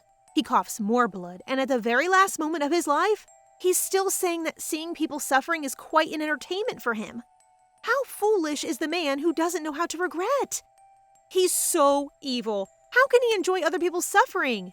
Is he a masochist? When Amber returns to the palace, Natasha warmly greets her. They engage in a conversation about Amber's unborn baby, and Natasha, who already has suspicions, is astounded to learn that Amber's child might be the magician. Natasha speculates that Amber's child might even surpass the legendary magician. The legendary magician, known for using magic after birth and creating the magic tower, pales in comparison to Amber's unborn child, who already exhibits magical abilities and even turn back time. However, before they can delve further into the discussion, Amber interrupts Natasha, unable to reveal everything to the Duke at this moment. As Natasha prepares to leave, she steps in and embraces Amber, expressing her admiration for Amber's accomplishments. Suddenly, Duke Carlix arrives, urging Amber to rest despite being covered in blood himself. Amber volunteers to help him clean up and suggests they share a warm dinner. After all that has transpired, Amber has something important to confess. Right after dinner, they retire to their room. Carlix is touched to see Amber eating happily. Suddenly, Amber feels Carlix's warm hand caressing her cheeks. With a gentle expression, he conveys that he's ready to hear what she has to say. Amber's expression shifts, unsure of how Carlix will react, but she resolves to be honest with him. She reveals that this is actually her second life. Carlix is in shock, prompting Amber to elaborate. She describes her previous life with him, where she did not know or do anything, only waiting for him to notice her, up to the moment when Emperor Deceit killed her. Amber regrets everything from her past life, especially the day she was killed, and believes that her second chance is a result of that regret. After the incident, she thought she had died, but found herself back in the past, on the day of their marriage. As Amber looks at her husband, she notices his shocked reaction, hands covering his mouth. She acknowledges the difficulty of believing her story, but emphasizes the vividness of her memories, dismissing them as more than mere dreams. The revelation gains further confirmation when they see their child together. Amber feels guilty for not sharing this information earlier, lacking the resolve to do so. Carlix, however, breaks down, crying and questioning why he failed to protect her. He too had faced a dreadful situation and had to protect the East from the cruel Emperor. Carlix holds Amber's hand, apologizing for his shortcomings and expressing gratitude for her understanding and continued presence in the East. Despite his assurance, Amber remains burdened by guilt, revealing that the knowledge she shared wasn't entirely her own, but from her past life. Carlix disagrees, stating that Amber shouldn't feel guilty, as she could have run away but chose not to. He respects her for saving them, and for that, she has his utmost admiration. After this emotional exchange, they engage in a meaningful conversation while in each other's arms, culminating in a night of intimacy.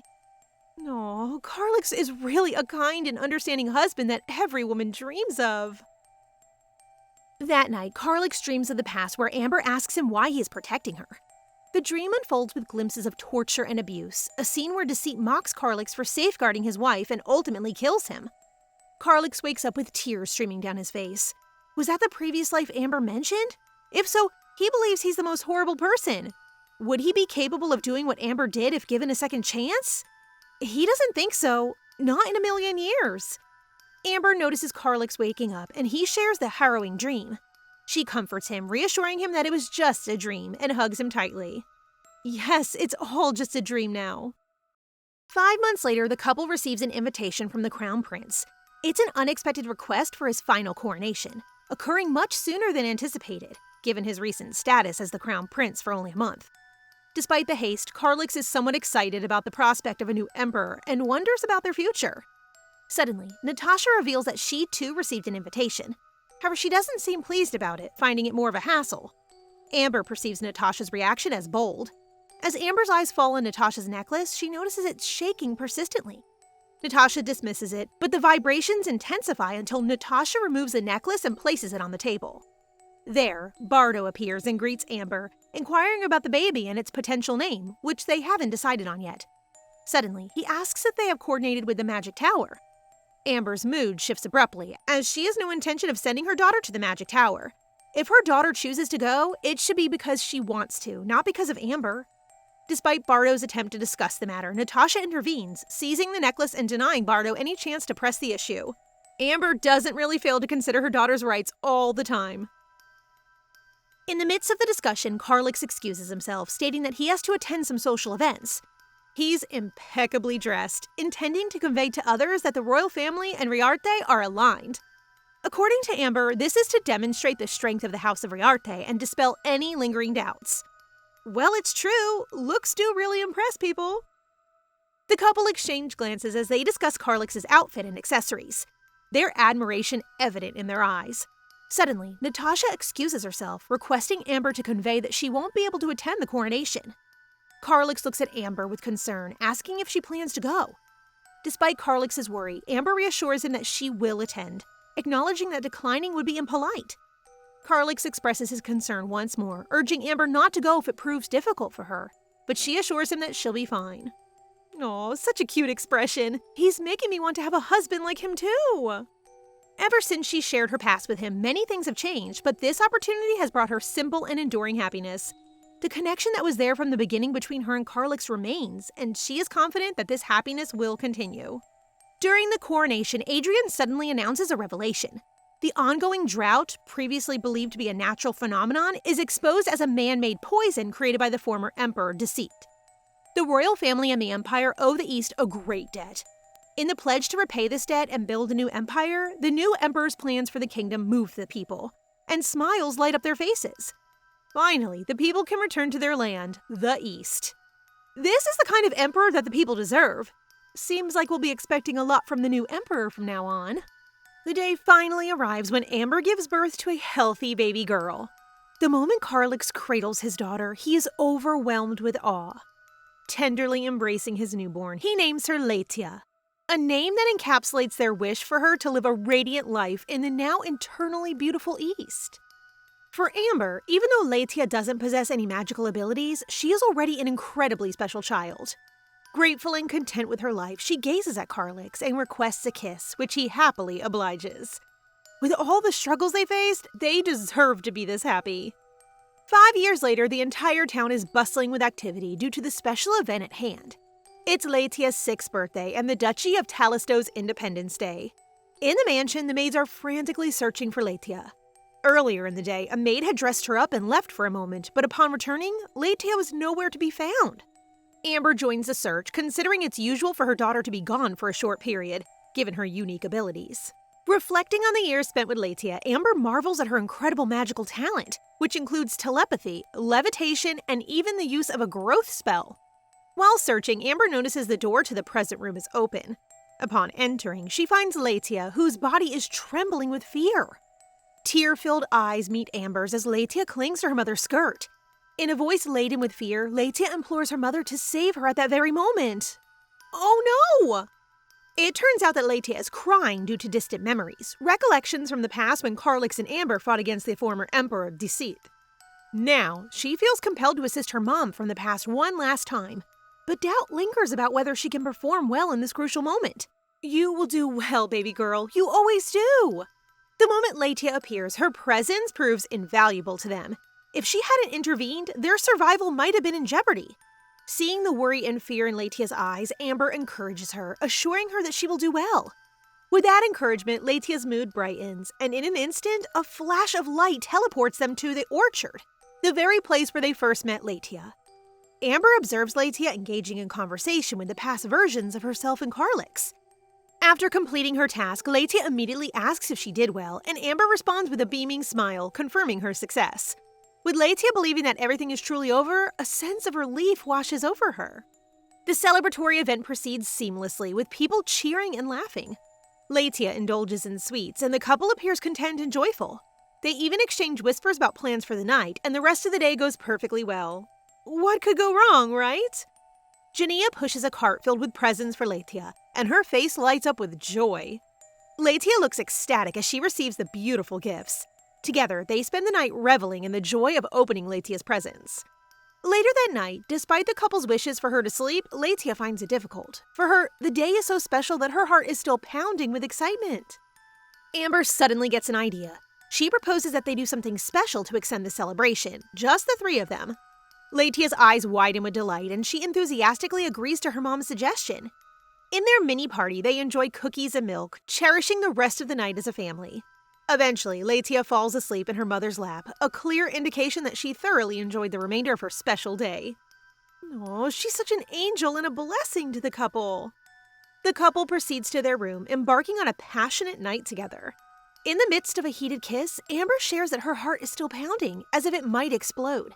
She requests Carlix to go slower, but his anticipation gets the better of him, unable to wait any longer. They continue their intimate night, expressing their profound love for each other. After their passionate moment, Carlix notices Amber staring outside the window and asks what she's doing. Out of the blue, she wonders aloud if they were characters in a play. Confused, Carlix is unsure how to respond. In Amber's imagination, their story would be a romantic and classic tale, akin to Alicia and Miode, the play they watched together. Classic plays, she reflects, always have happy endings, and though she used to consider them childish, she now appreciates the joy they bring to the audience. Carlix, intrigued, asks which part of the play they are currently in. Amber believes they are at the part where the theater erupts in applause after the protagonists overcome adversity and emerge victorious. Carlix agrees that it's a fitting point in their story. Looking forward, Amber expresses hope that any new play that follows will end as happily as this one. As they enjoy being in each other's arms, Amber notices large snowflakes falling from the sky. Excitedly, she shares the news with Carlix and rushes to watch the snow. The sight inspires thoughts of playing with their daughter, certain that she will be thrilled to see the snow when she wakes up. Amidst the falling snowflakes, they spend the night happily together, reveling in each other's company. Countless curtains rise and fall, connecting one play to the next. The play of Amber's life concludes with a new happiness. Until the last play ends and the final curtains fall, they will continue to live happily ever after. In the enchanting conclusion of their love story, Carlix and Amber found solace in the gentle descent of snowflakes, a celestial benediction on their journey. The echoes of their adventures, trials, and enduring love reverberated through the night, harmonizing into a sweet lullaby. As the curtains fell on one act, they embraced the promise of more unwritten plays, confident that each new chapter would unfold with the grace of a timeless love story, like a melody that would linger in their hearts until the last bow. Thank you all. I hope you enjoyed Carlix's and Amber's journey. For more recaps like this, comment down below the titles that you want us to cover, and we'll have it ready for you as soon as we can.